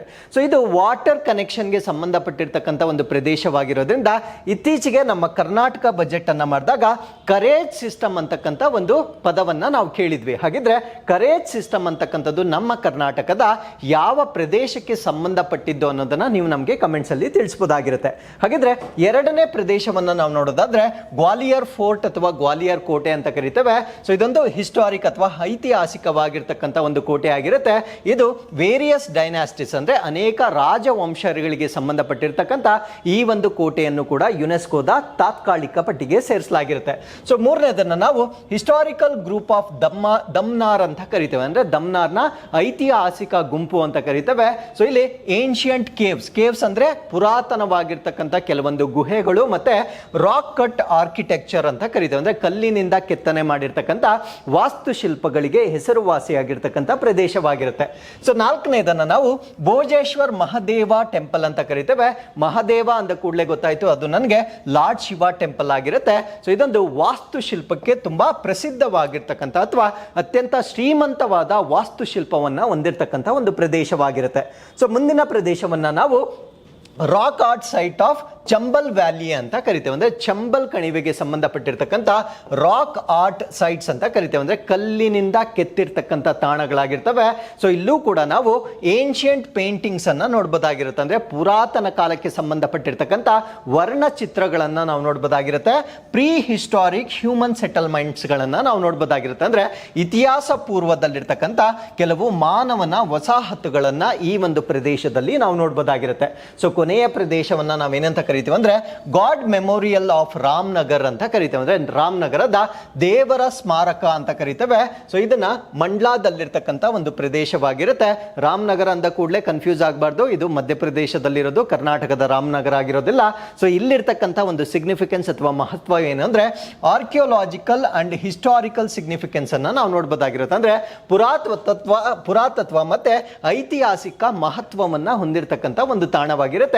ಈ 6 ಪ್ರದೇಶಗಳು ಕೂಡ ಮಧ್ಯಪ್ರದೇಶದಲ್ಲಿರ್ತಕ್ಕಂಥ ತಾಣಗಳಾಗಿರ್ತವೆ. ಸೊ ಇವುಗಳನ್ನ ಈಗ ಯುನೆಸ್ಕೋಗೆ ಸೇರಿಸಲಿಕ್ಕೆ ಮೊದಲ ಹೆಜ್ಜೆ ಆಗಿರ್ತಕ್ಕಂಥ ತಾತ್ಕಾಲಿಕ ಪಟ್ಟಿಗೆ ಸೇರಿಸಲಾಗಿರುತ್ತೆ. ತಾತ್ಕಾಲಿಕ ಪಟ್ಟಿಗೆ ಸೇರಿಸಿದ ನಂತರ ಅದು ಮೇನ್ ಲಿಸ್ಟ್ಗೆ ಆಡ್ ಆಗ್ತಕ್ಕಂಥ ಸಾಧ್ಯತೆಯನ್ನ ನಾವಿಲ್ಲಿ ಗಮನಿಸಬಹುದಾಗಿರುತ್ತೆ. ಹಾಗಿದ್ರೆ ಯಾವುದು ಪ್ರೊಸೀಜರ್ ಯುನೆಸ್ಕೋಗೆ ಸೇರಬೇಕಾಗಿದ್ರೆ ಅದು ಕ್ರೊನಾಲಜಿಕಲ್ ಪ್ರೊಸೀಜರ್ ಏನು ಅಂತ ನಾವು ನೋಡೋದಾದ್ರೆ, ಸೊ ಮೊದಲನೇದನ್ನ ನಾವು ಟೆಂಟೇಟಿವ್ ಲಿಸ್ಟ್ ಅಥವಾ ತಾತ್ಕಾಲಿಕ ಪಟ್ಟಿ ಅಂತ ಕರೀತೇವೆ. ತಾತ್ಕಾಲಿಕ ಪಟ್ಟಿಯನ್ನ ಬಿಡುಗಡೆ ಮಾಡ್ತಕ್ಕಂಥವ್ರು ಆ ಒಂದು ಪರ್ಟಿಕ್ಯುಲರ್ ಕಂಟ್ರಿ ಅಂದ್ರೆ ಯಾವ ದೇಶದಲ್ಲಿ ಆ ಪ್ರದೇಶ ಇರುತ್ತೆ ಆ ದೇಶದವರೇ ಆಯ್ಕೆ ಮಾಡ್ತಕ್ಕಂಥ ಒಂದು ಪ್ರದೇಶವನ್ನ ನಾವು ಟೆಂಟೇಟಿವ್ ಲಿಸ್ಟ್ ಅಥವಾ ತಾತ್ಕಾಲಿಕ ಪಟ್ಟಿ ಅಂತ ಕರಿತೇವೆ. ಸೊ ತಾತ್ಕಾಲಿಕ ಪಟ್ಟಿಯನ್ನ ಬಿಡುಗಡೆ ಮಾಡಿದ ನಂತರ ಸೊ ಎರಡನೇ ಸ್ಟೆಪ್ ಅನ್ನ ನಾವು ನಾಮಿನೇಷನ್ ಅಥವಾ ನಾಮನಿರ್ದೇಶನ ಅಂತ ಕರಿತೇವೆ. ಸೊ ಈ ಒಂದು ಪ್ರದೇಶಗಳಿಗೆ ಸಂಬಂಧಪಟ್ಟಂತೆ ಡ್ರಾಯಿಂಗ್ಸ್ ಆಗಿರ್ಬೋದು, ಪಿಕ್ಚರ್ಸ್ ಆಗಿರ್ಬೋದು, ಮ್ಯಾಪ್ಸ್ ಆಗಿರ್ಬೋದು, ಎಲ್ಲ ಒಂದು ದೊಡ್ಡ ಫೈಲಿಂಗ್ ಅನ್ನ ಮಾಡಲಾಗುತ್ತೆ. ಆ ಪ್ರದೇಶದ ವಿಶೇಷತೆಗಳನ್ನ ಒಳಗೊಂಡಿರ್ತಕ್ಕಂಥ ಒಂದು ಡಾಕ್ಯುಮೆಂಟ್ ಅನ್ನ ಕ್ರಿಯೇಟ್ ಮಾಡ್ತಾರೆ. ಸೊ ಡಾಕ್ಯುಮೆಂಟ್ ಅನ್ನ ಕ್ರಿಯೇಟ್ ಮಾಡಿದ ನಂತರ ಅದನ್ನ ಯುನೆಸ್ಕೋಗೆ ಸಬ್ಮಿಟ್ ಮಾಡ್ತಾರೆ. ಸೊ ಈ ಒಂದು ಸ್ಟೆಪ್ ಅನ್ನ ನಾವೇನಂತ ಕರಿತೀವಿ ಅಂದ್ರೆ ನಾಮನಿರ್ದೇಶನ ಅಥವಾ ನಾಮಿನೇಷನ್ ಅಂತ ಇದಕ್ಕೆ ಹೇಳ್ಬೋದಾಗಿರುತ್ತೆ. ಸೊ ಮೂರನೇದನ್ನ ನಾವು ಇವ್ಯಾಲ್ಯೂಯೇಷನ್ ಅಥವಾ ಮೌಲ್ಯಮಾಪನ ಅಂತ ಕರಿತೇವೆ. ಸೊ ನಾವು ನಮ್ಮ ಡಾಕ್ಯುಮೆಂಟ್ಸ್ ಅನ್ನ ಸಬ್ಮಿಟ್ ಮಾಡಿದ ನಂತರ ಒಂದು ಇವ್ಯಾಲ್ಯೂಯೇಷನ್ ಅಥವಾ ಮೌಲ್ಯಮಾಪನವನ್ನ ಮಾಡ್ತಾರೆ. ಸೊ ಯಾರು ಮೌಲ್ಯಮಾಪನ ಮಾಡ್ತಾರೆ ಅಂತ ನಿಮಗೆ ಪ್ರಶ್ನೆ ಕೇಳಿದಾಗ ಐಕೋಮಸ್ ಮತ್ತೆ IUCN ಅಂತ ನಿಮಗೆ ಗೊತ್ತಿರಬೇಕಾಗಿರುತ್ತೆ. ಐಕೋಮಸ್ ಅಂದ್ರೆ International Council on Monuments and Sites ಅಂತ ಕರಿತೇವೆ. ಅಂದ್ರೆ ಅಂತಾರಾಷ್ಟ್ರೀಯ ಮಟ್ಟದಲ್ಲಿ ಈ ಒಂದು ಸ್ಮಾರಕಗಳು ಮತ್ತು ತಾಣಗಳಿಗೆ ಸಂಬಂಧಪಟ್ಟಿರ್ತಕ್ಕಂಥ ಒಂದು ಕೌನ್ಸಿಲ್ ಅಥವಾ ಸಮಿತಿ ಇರುತ್ತೆ. ಸೊ ಇವರು ಈ ಪ್ರದೇಶಗಳನ್ನ ಮೌಲ್ಯಮಾಪನ ಮಾಡ್ತಾರೆ. ಸೊ ಅದ್ರ ಜೊತೆಗೆ IUCN ನಾವು ವರ್ಲ್ಡ್ ಕನ್ಸರ್ವೇಷನ್ ಯೂನಿಯನ್ ಅಥವಾ ಇಂಟರ್ನ್ಯಾಷನಲ್ ಯೂನಿಯನ್ ಆಫ್ ಕನ್ಸರ್ವೇಷನ್ ಅನ್ನ ಮುಂಚೆ ಸೊ ವರ್ಲ್ಡ್ ಕನ್ಸರ್ವೇಷನ್ ಯೂನಿಯನ್ ಅಂತ ಕೂಡ ಕರೀತಾ ಇದ್ರು. ಸೊ ಇವರು ಆ ಪ್ರದೇಶಗಳನ್ನ ಮೌಲ್ಯಮಾಪನ ಮಾಡ್ತಾರೆ. ಸೊ ಮೌಲ್ಯಮಾಪನ ಮಾಡಿದಾಗ ಆ ಒಂದು ಪ್ರದೇಶವನ್ನ ಪ್ರಮುಖ ಪಟ್ಟಿಗೆ ಸೇರಿಸಬೇಕಾಗಿದ್ರೆ 10 ಕ್ರೈಟೀರಿಯಾ ಇರುತ್ತೆ. ಅಂದ್ರೆ 10 ಮಾನದಂಡಗಳಿರ್ತವೆ. ಆ 10 ಮಾನದಂಡಗಳಲ್ಲಿ ಅಟ್ಲೀಸ್ಟ್ ಅಂದ್ರೆ ಒಂದು ಮಾನದಂಡವನ್ನಾದ್ರೂ ಅದು ಫುಲ್ಫಿಲ್ ಮಾಡಬೇಕಾಗಿರುತ್ತೆ. 10 ಮಾನದಂಡಗಳನ್ನ ಫುಲ್ಫಿಲ್ ಮಾಡೋ ಅವಶ್ಯಕತೆ ಇಲ್ಲ. ಸೊ ಅವ್ರು ಕೊಟ್ಟಿರ್ತಕ್ಕಂಥ 10 ಮಾನದಂಡಗಳಲ್ಲಿ at least 1 has to be fulfilled. ಅವಾಗ ಮಾತ್ರ ಸೊ ಅದನ್ನ ಪ್ರಮುಖವಾದ ಅಥವಾ ಮೇನ್ ಲಿಸ್ಟ್ಗೆ ಆಡ್ ಮಾಡಲಾಗುತ್ತೆ. ಆ 10 ಕ್ರೈಟೀರಿಯಾದಲ್ಲಿ ಇರ್ತಕ್ಕಂಥ ಕೆಲವೊಂದು ಕ್ರೈಟೀರಿಯಾಗಳನ್ನ ನಾವು ನೋಡೋದಾದ್ರೆ ಕಲ್ಚರಲ್ ಅಂದ್ರೆ ಸಾಂಸ್ಕೃತಿಕವಾಗಿ ಅಲ್ಲಿ ಏನಾದ್ರೂ ವಿಶೇಷತೆ ಇರಬೇಕಾಗಿರುತ್ತೆ. ನ್ಯಾಚುರಲ್ ನೈಸರ್ಗಿಕವಾಗಿ ಕೆಲವೊಂದು ವಿಶೇಷತೆಗಳು ಇರಬಹುದಾಗಿರುತ್ತೆ. ಅಥವಾ ಮಿಕ್ಸ್ಡ್ ಕಲ್ಚರಲ್ ಮತ್ತೆ ನ್ಯಾಚುರಲ್ ಎರಡು ಕೂಡ ಮಿಕ್ಸ್ ಆಗಿರ್ತಕ್ಕಂಥ ಕೆಲವೊಂದು ಪ್ಯಾರಾಮೀಟರ್ಸ್ ಅಲ್ಲಿದ್ರು ಕೂಡ ಆ ಒಂದು ಪ್ರದೇಶವನ್ನ ಪ್ರಮುಖ ಪಟ್ಟಿಗೆ ಸೇರಿಸ್ತಕ್ಕಂಥ ಒಂದು ಅವಕಾಶ ಇರುತ್ತೆ. ಸೊ ಇವೆಲ್ಲ ಆದಾಗ ಒಂದು ಕಮಿಟಿ ಮಾಡ್ತಾರೆ. ಅಂದ್ರೆ ಪ್ರತಿ ವರ್ಷ ಒಂದು ಸಮಿತಿಯನ್ನ ಮಾಡ್ತಾರೆ. ಸೊ ಆ ಒಂದು ಸಮಿತಿಯನ್ನ ನಾವು ವರ್ಲ್ಡ್ ಹೆರಿಟೇಜ್ ಕಮಿಟಿ ಅಥವಾ ವಿಶ್ವ ಪರಂಪರೆ ಸಮಿತಿ ಅಂತ ಕರಿತೇವೆ. ಸೊ ಈ ಒಂದು ಸಮಿತಿ ವರ್ಷಕ್ಕೆ ಒಂದ್ಸತಿ ಒಂದು ಸಭೆಯನ್ನ ಸೇರಿಸುತ್ತೆ. ಆ ಒಂದು ಸಭೆಯಲ್ಲಿ ಟೆಂಟೇಟಿವ್ ಲಿಸ್ಟ್ ಅಲ್ಲಿ ಇರ್ತಕ್ಕಂಥ ಎಲ್ಲ ವಿಷಯಗಳನ್ನ ಅಲ್ಲಿ ಡಿಸ್ಕಸ್ ಮಾಡಿದ ನಂತರ ಅಥವಾ ಅನಲೈಸ್ ಮಾಡಿದ ನಂತರ ಸೊ ಆ ಪಟ್ಟಿಗಳು ಅವರು ಕೊಟ್ಟಿರ್ತಕ್ಕಂಥ ಮಾನದಂಡಗಳನ್ನ ಫುಲ್ಫಿಲ್ ಮಾಡಿದ್ದೆ ಆದಲ್ಲಿ ಸೊ ಅದನ್ನ ಮೇನ್ ಲಿಸ್ಟ್ಗೆ ಆಡ್ ಮಾಡ್ತಾರೆ. ಸೊ ಅದನ್ನ ನಾವು ಇನ್ಸ್ಕ್ರಿಪ್ಷನ್ ಅಥವಾ ಸೇರ್ಪಡೆ ಅಂತ ಕರಿತೇವೆ. ಸೊ ಸೇರ್ಪಡೆ ಆದ ನಂತರ ಇವ್ರಿಗೆ ಈ ಒಂದು ಪ್ರದೇಶಗಳಿಗೆ ಇಂಟರ್ನ್ಯಾಷನಲ್ ರೆಕಗ್ನಿಷನ್ ಸಿಗುತ್ತೆ. ಅಂದ್ರೆ ಅಂತಾರಾಷ್ಟ್ರೀಯ ಮಟ್ಟದಲ್ಲಿ ಸೊ ಅದಕ್ಕೊಂದು ಮಾನ್ಯತೆ ಸಿಗುತ್ತೆ. ಅದನ್ನ ಪ್ರೊಟೆಕ್ಟ್ ಮಾಡಲಿಕ್ಕೆ ಬೇಕಾಗಿರ್ತಕ್ಕಂಥ ಫಂಡ್ ಅನ್ನು ಕೂಡ ನಾವು ಯುನೆಸ್ಕೋದಿಂದ ಎಕ್ಸ್ಪೆಕ್ಟ್ ಮಾಡಬಹುದಾಗಿರುತ್ತೆ. ಸೊ ಈ ರೀತಿಯಾಗಿ ನಾವು ಯುನೆಸ್ಕೋಗೆ ಸಂಬಂಧಪಟ್ಟಂತೆ ಆ ಒಂದು ಲಿಸ್ಟಿಂಗ್ ಪ್ರೊಸೀಜರ್ ಅನ್ನ ನಾವು ನೋಡಬಹುದಾಗಿರುತ್ತೆ. ಹಾಗಿದ್ರೆ ಪ್ರಸ್ತುತವಾಗಿ ನಮ್ಮ ಭಾರತ ದೇಶದಲ್ಲಿ ಮೇನ್ ಲಿಸ್ಟ್ಗೆ ಆಡ್ ಆಗಿರ್ತಕ್ಕಂಥ ಸೈಟ್ ಅಥವಾ ತಾಣಗಳ ಸಂಖ್ಯೆ ಎಷ್ಟು ಅಂತ ಕೇಳಿದಾಗ 42 ಸೈಟ್ಸ್ ಅಂತ ನಮಗೆ ಗೊತ್ತಿರಬೇಕಾಗಿರುತ್ತೆ. ಈ 42 ತಾಣಗಳಲ್ಲಿ 34 ನಾವು ಕಲ್ಚರಲ್ ಅಂತ ಕರಿತೇವೆ. ಅಂದ್ರೆ 34 ಸಾಂಸ್ಕೃತಿಕ ತಾಣಗಳು ಅಂತ ಕರಿತೇವೆ. ಸೊ ಅದಾದ್ಮೇಲೆ 7 ನಾವು ನ್ಯಾಚುರಲ್ ಅಂತ ಕರಿತೇವೆ. ಅಂದ್ರೆ 7 ನೈಸರ್ಗಿಕ ತಾಣಗಳು ಅಂತ ಕರಿತೇವೆ. ಒಂದೇ ಒಂದನ್ನ ನಾವು ಮಿಕ್ಸ್ಡ್ ಅಂತ ಕರಿತೇವೆ. ಸೊ ಮಿಕ್ಸ್ಡ್ ಬಂದು ಕಾಂಚನಜುಂಗ ಆಗಿರುತ್ತೆ. ಸೊ ಕಾಂಚನಜುಂಗ ನ್ಯಾಷನಲ್ ಪಾರ್ಕ್ ಏನಿರುತ್ತೆ ಇದನ್ನ ನಾವು mixed UNESCO heritage sites of India ಅಂತ ನಾವು ಹೇಳ್ಬೋದಾಗಿರುತ್ತೆ. ಸೊ ಇಷ್ಟು ಮಾಹಿತಿ ನಮಗೆ ಯುನೆಸ್ಕೋ ಬಗ್ಗೆ ಗೊತ್ತಿರಬೇಕಾಗಿರುತ್ತೆ. ಅದಾದ್ಮೇಲೆ ಬಹಳ ಇತ್ತೀಚೆಗೆ ಈ ಒಂದು ಪಟ್ಟಿಗೆ ಸೇರಿರ್ತಕ್ಕಂಥ ತಾಣಗಳು ಯಾವುದು ಅಂತ ನಿಮಗೆ ಪ್ರಶ್ನೆ ಕೇಳಿದಾಗ, ಸೊ ನಮ್ಮ ಭಾರತ ದೇಶದಲ್ಲಿ ಶಾಂತಿ ನಿಕೇತನ್ ಮತ್ತೆ ಹೊಯ್ಸಳ ಟೆಂಪಲ್ಸ್ ಏನಿರುತ್ತೆ, ಸೊ ಇವುಗಳನ್ನ ಬಹಳ ಇತ್ತೀಚೆಗೆ ಅಂದ್ರೆ 2023ರಲ್ಲಿ ಸೊ ಈ ಒಂದು ಪಟ್ಟಿಗೆ ಸೇರಿಸಲಾಗಿರ್ತಕ್ಕಂಥ ಭಾರತ ದೇಶದ ಲೇಟೆಸ್ಟ್ ಪ್ಲೇಸಸ್ ಆಗಿರ್ತವೆ. ಹಾಗಿದ್ರೆ ನಮ್ಮ ಭಾರತ ದೇಶ ಯುನೆಸ್ಕೋ ತಾಣಗಳನ್ನ ಹೊಂದಿರತಕ್ಕಂಥ ರಾಷ್ಟ್ರಗಳ ಪಟ್ಟಿಯಲ್ಲಿ ಎಷ್ಟನೇ ರ್ಯಾಂಕಿಂಗ್ ಅನ್ನ ಹೊಂದಿದೆ ಅಂತ ಹೇಳೋದಾದ್ರೆ 6th ರ್ಯಾಂಕ್ ಅನ್ನ ಹೊಂದಿರುತ್ತೆ. ಅಂದ್ರೆ ಟೋಟಲ್ ನಂಬರ್ಸ್ ಅನ್ನ ನಾವು ಕನ್ಸಿಡರ್ ಮಾಡಿದಾಗ 42 ಸಂಖ್ಯೆ ಏನಿರುತ್ತೆ, ಈ ಒಂದು 42 ಸಂಖ್ಯೆ that is keeping our country in the 6th position in the world ಅಂತಕ್ಕಂಥದ್ದನ್ನ ಸೊ ನೀವಿಲ್ಲಿ ನೆನ್ಪಿಟ್ಕೊಳ್ಬೇಕಾಗಿರುತ್ತೆ. With this let's get into question number 3. So ಇವತ್ತಿನ ಮೂರನೇ ಪ್ರಶ್ನೆ, ಭಾರತದಲ್ಲಿ ವೋಕಲ್ ಫಾರ್ ಲೋಕಲ್ ಉಪಕ್ರಮವನ್ನು ಯಾರು ಪ್ರಾರಂಭಿಸಿದರು? Who initiated vocal for local initiative in India? So ಹೆಸರಲ್ಲೇ ಗೊತ್ತಾಗುತ್ತೆ ನೋಡಿ, ವೋಕಲ್ ಫಾರ್ ಲೋಕಲ್, ಇಲ್ಲಿ ಸ್ಥಳೀಯವಾಗಿ ಉತ್ಪಾದನೆ ಮಾಡ್ತಕ್ಕಂಥವರಿಗೆ ಉತ್ತೇಜನವನ್ನ ನೀಡ್ತಕ್ಕಂಥ ಒಂದು ಕಾರ್ಯಕ್ರಮವನ್ನ ನಾವು ವೋಕಲ್ ಫಾರ್ ಲೋಕಲ್ ಅಂತ ಕರೀತೇವೆ. ಸೊ ಇದನ್ನ ಪ್ರಾರಂಭ ಮಾಡ್ತಕ್ಕಂಥವ್ರು ಯಾರು ಅನ್ನೋದು ನಮ್ಮ ಪ್ರಶ್ನೆ ಆಗಿರುತ್ತೆ. ಸೊ ಈ ಪ್ರಶ್ನೆಗೆ ಸರಿಯಾದ ಉತ್ತರ ನಮಗೆ MSME ಅಂತಕ್ಕಂಥ ಅನ್ಸುತ್ತೆ, ಯಾಕಂದ್ರೆ ಮ್ಯಾನುಫ್ಯಾಕ್ಚರಿಂಗ್ ಬಂದು MSMEಗೆ ಸಂಬಂಧಪಟ್ಟಿರುತ್ತೆ. ಬಟ್ MSME ಅವರು ಇದನ್ನ ಲಾಂಚ್ ಮಾಡಿರೋದಿಲ್ಲ. ಇದನ್ನ ಲಾಂಚ್ ಮಾಡಿರ್ತಕ್ಕಂಥವ್ರು ನಮ್ಮ ಭಾರತ ದೇಶದ ನೀತಿ ಆಯೋಗ ವತಿಯಿಂದ ಲಾಂಚ್ ಆಗಿರ್ತಕ್ಕಂಥ ಒಂದು ಇನಿಷಿಯೇಟಿವ್ ಆಗಿರುತ್ತೆ. ಸೊ ಈ ಒಂದು ಇನಿಷಿಯೇಟಿವ್ ಅನ್ನ ನಾವೇನಂತ ಕರಿತೀವಿ ಅಂದ್ರೆ ವೋಕಲ್ ಫಾರ್ ಲೋಕಲ್ ಅಂತ ಕರಿತೇವೆ. ವೆರಿ ವೆರಿ ಇಂಪಾರ್ಟೆಂಟ್, ಚೆನ್ನಾಗಿ ಜ್ಞಾಪಕ ಇಟ್ಕೊಳ್ಳಿ. MSME ನಾವೇನಾದ್ರೂ ಇದ್ರ ಬಗ್ಗೆ ಮಾಹಿತಿ ಗೊತ್ತಿಲ್ಲ ಅಂದ್ರೆ ಡೆಫಿನೆಟ್ಲಿ MSME ಅನ್ನ ಮಾರ್ಕ್ ಮಾಡ್ತಕ್ಕಂಥದ್ದು 99% ಚಾನ್ಸಸ್ ಇರುತ್ತೆ. ಸೊ ಈ ಒಂದು ಇನಿಷಿಯೇಟಿವ್ ಅನ್ನ ಲಾಂಚ್ ಮಾಡಿರ್ತಕ್ಕಂಥವ್ರು ನೀತಿ ಆಯೋಗ ವತಿಯಿಂದ ಲಾಂಚ್ ಮಾಡಿರ್ತಕ್ಕಂಥ ಒಂದು ಇನಿಷಿಯೇಟಿವ್ ಆಗಿರುತ್ತೆ. ಸೊ ಈ ಒಂದು ಇನಿಷಿಯೇಟಿವ್ ನ ಗುರಿ ಏನು ಅಂದ್ರೆ ಎಂಪವರಿಂಗ್ ಗ್ರಾಸ್ ರೂಟ್ ಎಂಟರ್ಪ್ರೀನಿಯರ್ಸ್, ಅಂದ್ರೆ ನಮ್ಮ ಭಾರತ ದೇಶದಲ್ಲಿರ್ತಕ್ಕಂಥ ಸೊ ಈ ಒಂದು ಉದ್ಯಮಗಳೇನಿರ್ತವೆ ಅಂದ್ರೆ ತಳಮಟ್ಟದಲ್ಲಿರ್ತಕ್ಕಂಥ ಉದ್ಯಮಿಗಳನ್ನ ಸಬಲೀಕರಣಗೊಳಿಸ್ತಕ್ಕಂಥ ಒಂದು ಉದ್ದೇಶದಿಂದ ಏನೋ ಸ್ಟಾರ್ಟ್ ಮಾಡಿರ್ತಕ್ಕಂಥ ಒಂದು ಇನಿಷಿಯೇಟಿವ್ ಆಗಿರುತ್ತೆ. ಸೊ ಈ ಒಂದು ಇನಿಷಿಯೇಟಿವ್ ನಲ್ಲಿ ಅವ್ರು ಮಾಡ್ತಕ್ಕಂಥ ಉದ್ದೇಶ ಅಥವಾ ಅವರ ಪ್ರೈಮರಿ ಆಬ್ಜೆಕ್ಟಿವ್ ಏನು ಅಂದ್ರೆ encourage the consumption of locally made products, ಅಂದ್ರೆ ಸ್ಥಳೀಯವಾಗಿ ಉತ್ಪಾದನೆ ಮಾಡಿರ್ತಕ್ಕಂಥ ಉತ್ಪನ್ನಗಳನ್ನ ಬಳಕೆ ಮಾಡಲಿಕ್ಕೆ ಎನ್ಕರೇಜ್ ಮಾಡ್ತಕ್ಕಂಥ ಇನಿಷಿಯೇಟಿವ್ ಆಗಿರುತ್ತೆ. ಸೊ ಅದು ನಮ್ಮ ಭಾರತ ದೇಶದ ಇಂಡಿಜಿನಿಯಸ್ ಎಂಟರ್ಪ್ರೀನಿಯರ್ಸ್ ಏನಿರ್ತಾರೆ ಅಂದ್ರೆ ಸ್ಥಳೀಯವಾಗಿರ್ತಕ್ಕಂಥ ಉದ್ಯಮಗಾರರು ಏನಿರ್ತಾರೆ, ಸೊ ಅವರನ್ನ ಪ್ರೋತ್ಸಾಹ ಮಾಡ್ತಕ್ಕಂಥ ಇನಿಷಿಯೇಟಿವ್ ಅನ್ನ ನಾವು ವೋಕಲ್ ಫಾರ್ ಲೋಕಲ್ ಅಂತ ಕರಿತೇವೆ. So with this let's get into question number 4. ರಾಷ್ಟ್ರವ್ಯಾಪಿ ಟ್ಯಾಲೆಂಟ್ ಹಂಟ್ ಯೋಜನೆ ಕೀರ್ತಿಯ ಪ್ರಾಥಮಿಕ ಉದ್ದೇಶವೇನು? So what is the primary objective of the nationwide talent hunt scheme? KIRTI ಅಂತ ಕರಿತೇವೆ.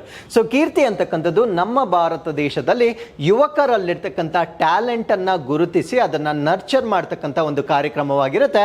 ಸೊ ಈ ಒಂದು ಕಾರ್ಯಕ್ರಮದ ಉದ್ದೇಶವೇನು ಅನ್ನೋದು ನಮ್ಮ ಪ್ರಶ್ನೆ ಆಗಿರುತ್ತೆ. ಈ ಪ್ರಶ್ನೆಗೆ ಸರಿಯಾದ ಉತ್ತರ ವಿವಿಧ ಕ್ಷೇತ್ರಗಳಲ್ಲಿ ಯುವ ಪ್ರತಿಭೆಗಳನ್ನು ಗುರುತಿಸುವುದು ಮತ್ತು ಪೋಷಿಸುವುದು, identifying and nurturing young talent across various fields ಅಂತಕ್ಕಂಥದ್ದು ಈ ಪ್ರಶ್ನೆಗೆ ಸರಿಯಾದ ಉತ್ತರವಾಗಿರುತ್ತೆ. ಸೊ ಈ ಒಂದು ಇನಿಷಿಯೇಟಿವ್ ಅನ್ನ ಯಾವ ಸಚಿವಾಲಯ ಪ್ರಾರಂಭ ಮಾಡಿದೆ ಅಂತ ಪ್ರಶ್ನೆ ಕೇಳಿದಾಗ ministry of youth affairs and sports ನ ವತಿಯಿಂದ ಪ್ರಾರಂಭ ಮಾಡಿರ್ತಕ್ಕಂಥ ಒಂದು ಇನಿಷಿಯೇಟಿವ್ ಆಗಿರುತ್ತೆ. ಸೊ ಈ ಒಂದು ಕೀರ್ತಿ ಇದರ ಫುಲ್ ಫಾರ್ಮ್ ಏನು ಅಂತ ನಿಮಗೆ ಪ್ರಶ್ನೆ ಕೇಳಬಹುದಾಗಿರುತ್ತೆ. Khelo India rising talent identification ಅಂತ ಕರಿತೇವೆ. ಸೊ ಇದು ಖೇಲೋ ಇಂಡಿಯಾ, ನಮ್ಗೆ ಇದನ್ನು ನೋಡಿದ ಕೂಡಲೇ ಇದು ಕ್ರೀಡೆಗೆ ಅಥವಾ ಸ್ಪೋರ್ಟ್ಸ್ಗೆ ಸಂಬಂಧಪಟ್ಟಿರ್ತಕ್ಕಂಥ ಉಪಕ್ರಮ ಅಂತ ಮಾತ್ರ ಅನ್ಸುತ್ತೆ. ಅಫ್ಕೋರ್ಸ್ ಇಲ್ಲಿ ಹೆಚ್ಚಿನ ಮಾಹಿತಿಯನ್ನ ಸ್ಪೋರ್ಟ್ಸ್ ಅಲ್ಲಿ ಇರ್ತಕ್ಕಂಥ ಟ್ಯಾಲೆಂಟ್ಗೆ ಕೊಡ್ತಾರೆ. But it is not alone. ಅದ್ರ ಜೊತೆಗೆ ಬೇರೆ ಬೇರೆ ಕ್ಷೇತ್ರದಲ್ಲೂ ಇರ್ತಕ್ಕಂಥ ಒಂದು ಟ್ಯಾಲೆಂಟ್ ಅನ್ನ ಗುರುತಿಸಿ ಅವರನ್ನ ನರ್ಚರ್ ಮಾಡ್ತಕ್ಕಂಥ ಒಂದು ಕಾರ್ಯಕ್ರಮವನ್ನ ನಾವೇನಂತ ಕರಿತೇವೆ ಅಂದ್ರೆ ಕೀರ್ತಿ ಅಂತ ಕರಿತೇವೆ. ಸೊ ಇದನ್ನ ನೆನ್ಪಿಟ್ಕೊಳ್ಳಿ, ಕೀರ್ತಿ ಅಂತಕ್ಕಂಥದ್ದು ಟ್ಯಾಲೆಂಟ್ ಅನ್ನ ಹಂಟ್ ಮಾಡ್ತಕ್ಕಂಥ ಒಂದು ಯೋಜನೆ ಆಗಿರುತ್ತೆ.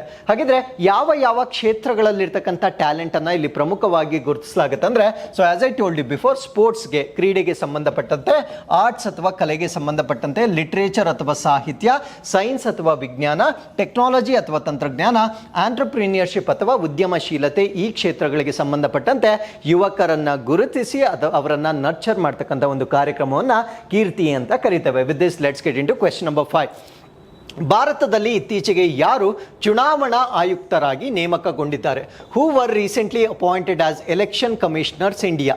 ಸೊ ನಮ್ಮ ಭಾರತ ದೇಶದಲ್ಲಿ ಈ ಒಂದು ಎಲೆಕ್ಷನ್ ಕಮಿಷನ್ ಆಫ್ ಇಂಡಿಯಾ ಏನಿದೆ, ಸೊ ಅದರಲ್ಲಿ CEC ಅಂತ ಕರಿತೇವೆ, ಚೀಫ್ ಎಲೆಕ್ಷನ್ ಕಮಿಷನರ್ ಅಂತ ಕರಿತೇವೆ. ಸೊ ಮುಖ್ಯ ಚುನಾವಣಾ ಆಯುಕ್ತರು ಅಂತ ಕರಿತೇವೆ. ಸೊ ಇವರ ಜೊತೆಗೆ ಇಬ್ಬರು ಎಲೆಕ್ಷನ್ ಕಮಿಷನರ್ಸ್ ಇರ್ತಾರೆ. ಸೊ ಇಲ್ಲಿ 3 ಜನರನ್ನ ನಾವು ಪ್ರಮುಖವಾಗಿ ನೋಡಬಹುದಾಗಿರುತ್ತೆ. ಸೊ ಒಬ್ಬರನ್ನ ನಾವು ಚೀಫ್ ಎಲೆಕ್ಷನ್ ಕಮಿಷನರ್ ಅಂತ ಕರಿತೇವೆ. ಸೊ ಅವರ ಜೊತೆಗೆ ಜೊತೆಗೆ ಇಬ್ಬರು ಎಲೆಕ್ಷನ್ ಕಮಿಷನರ್ಸ್ ಅನ್ನ ನಾವು ನೋಡಬಹುದಾಗಿರುತ್ತೆ. ಸೊ ಈಗ ಎಲೆಕ್ಷನ್ ಕಮಿಷನರ್ಸ್ ಅನ್ನ ಆಯ್ಕೆ ಮಾಡಿರ್ತಾರೆ. ಆ ಇಬ್ಬರು ಯಾರು ಅನ್ನೋದು ನಮ್ಮ ಪ್ರಶ್ನೆ ಆಗಿರುತ್ತೆ. ಈ ಪ್ರಶ್ನೆಗೆ ಸರಿಯಾದ ಉತ್ತರ ಜ್ಞಾನೇಶ್ ಕುಮಾರ್ ಮತ್ತೆ ಸುಖಬೀರ್ ಸಿಂಗ್ ಸಂಧು ಇವರೊಬ್ಬರನ್ನ ಎಲೆಕ್ಷನ್ ಕಮಿಷನರ್ ಆಗಿ ಆಯ್ಕೆ ಮಾಡಿರ್ತಾರೆ. ಸೊ ಈ ಒಂದು ಎಲೆಕ್ಷನ್ ಕಮಿಷನರ್ ಬಗ್ಗೆ ಸಂಪೂರ್ಣ ಮಾಹಿತಿಯನ್ನ ಇಲ್ಲಿ ಯಾವ ಆರ್ಟಿಕಲ್ಗೆ ಸಂಬಂಧಪಟ್ಟಿರುತ್ತೆ, ಅವರ ರೆಸ್ಪಾನ್ಸಿಬಿಲಿಟೀಸ್ ಇರುತ್ತೆ, ಅವರನ್ನ ಆಯ್ಕೆ ಮಾಡ್ತಕ್ಕಂಥ ಪ್ರೊಸೀಜರ್ ಏನಿರುತ್ತೆ, ಎಲ್ಲವನ್ನ ನಾವು ಸಂಪೂರ್ಣವಾಗಿ ಇಲ್ಲಿ ಡಿಸ್ಕಸ್ ಮಾಡ್ತಾ ಬರೋಣ. ಹಾಗಿದ್ರೆ ಈ ಒಂದು ಆರ್ಟಿಕಲ್ ಅನ್ನ ಡಿಸ್ಕಸ್ ಮಾಡೋದಕ್ಕಿಂತ ಮುಂಚೆ ನಾನೊಂದು ಪ್ರಶ್ನೆಯನ್ನ ಕೇಳ್ತಾ ಇದ್ದೇನೆ. Who is the present chief election commissioner of India? Bharat ದೇಶದ ಮುಖ್ಯ ಚುನಾವಣಾ ಅಧಿಕಾರಿ ಯಾರು ಅನ್ನೋದನ್ನ ನೀವು ನಮಗೆ ಕಮೆಂಟ್ಸ್ ಅಲ್ಲಿ ತಿಳಿಸಬಹುದಾಗಿರುತ್ತೆ. ಸೊ ಇವರನ್ನ ಆಯ್ಕೆ ಮಾಡ್ತಕ್ಕಂಥದ್ದು ಅಂದ್ರೆ ಎಲೆಕ್ಷನ್ ಕಮಿಷನರ್ಸ್ ಅನ್ನ ಆಯ್ಕೆ ಮಾಡ್ತಕ್ಕಂಥ ರೆಸ್ಪಾನ್ಸಿಬಿಲಿಟಿಯನ್ನ ಪ್ರೆಸಿಡೆಂಟ್ ಆಫ್ ಇಂಡಿಯಾ ಅಥವಾ ಭಾರತದ ರಾಷ್ಟ್ರಪತಿಗಳು ಆಯ್ಕೆ ಮಾಡ್ತಕ್ಕಂಥದ್ದು ಪದ್ಧತಿ ಆಗಿರುತ್ತೆ. ಸೊ ಇವರು ಎಲೆಕ್ಷನ್ ಕಮಿಷನರ್ಸ್ ಅನ್ನ ಆಯ್ಕೆ ಮಾಡೋದಕ್ಕಿಂತ ಮುಂಚೆ ಅವರಿಗೆ ಕೆಲವೊಂದು ಹೆಸರುಗಳನ್ನ ಶಿಫಾರಸು ಮಾಡ್ತಾರೆ, ರೆಕಮೆಂಡೇಶನ್ ಮಾಡ್ತಾರೆ. ಆ ರೆಕಮೆಂಡೇಶನ್ ಮಾಡ್ತಕ್ಕಂಥ ಒಂದು ಕಮಿಟಿಯನ್ನ ನಾವೇನಂತ ಕರಿತೀವಿ ಅಂದ್ರೆ ಹೈ ಪವರ್ ಕಮಿಟಿ ಅಥವಾ ಉನ್ನತ ಅಧಿಕಾರದ ಒಂದು ಸಮಿತಿ ಅಂತ ಕರಿತೇವೆ.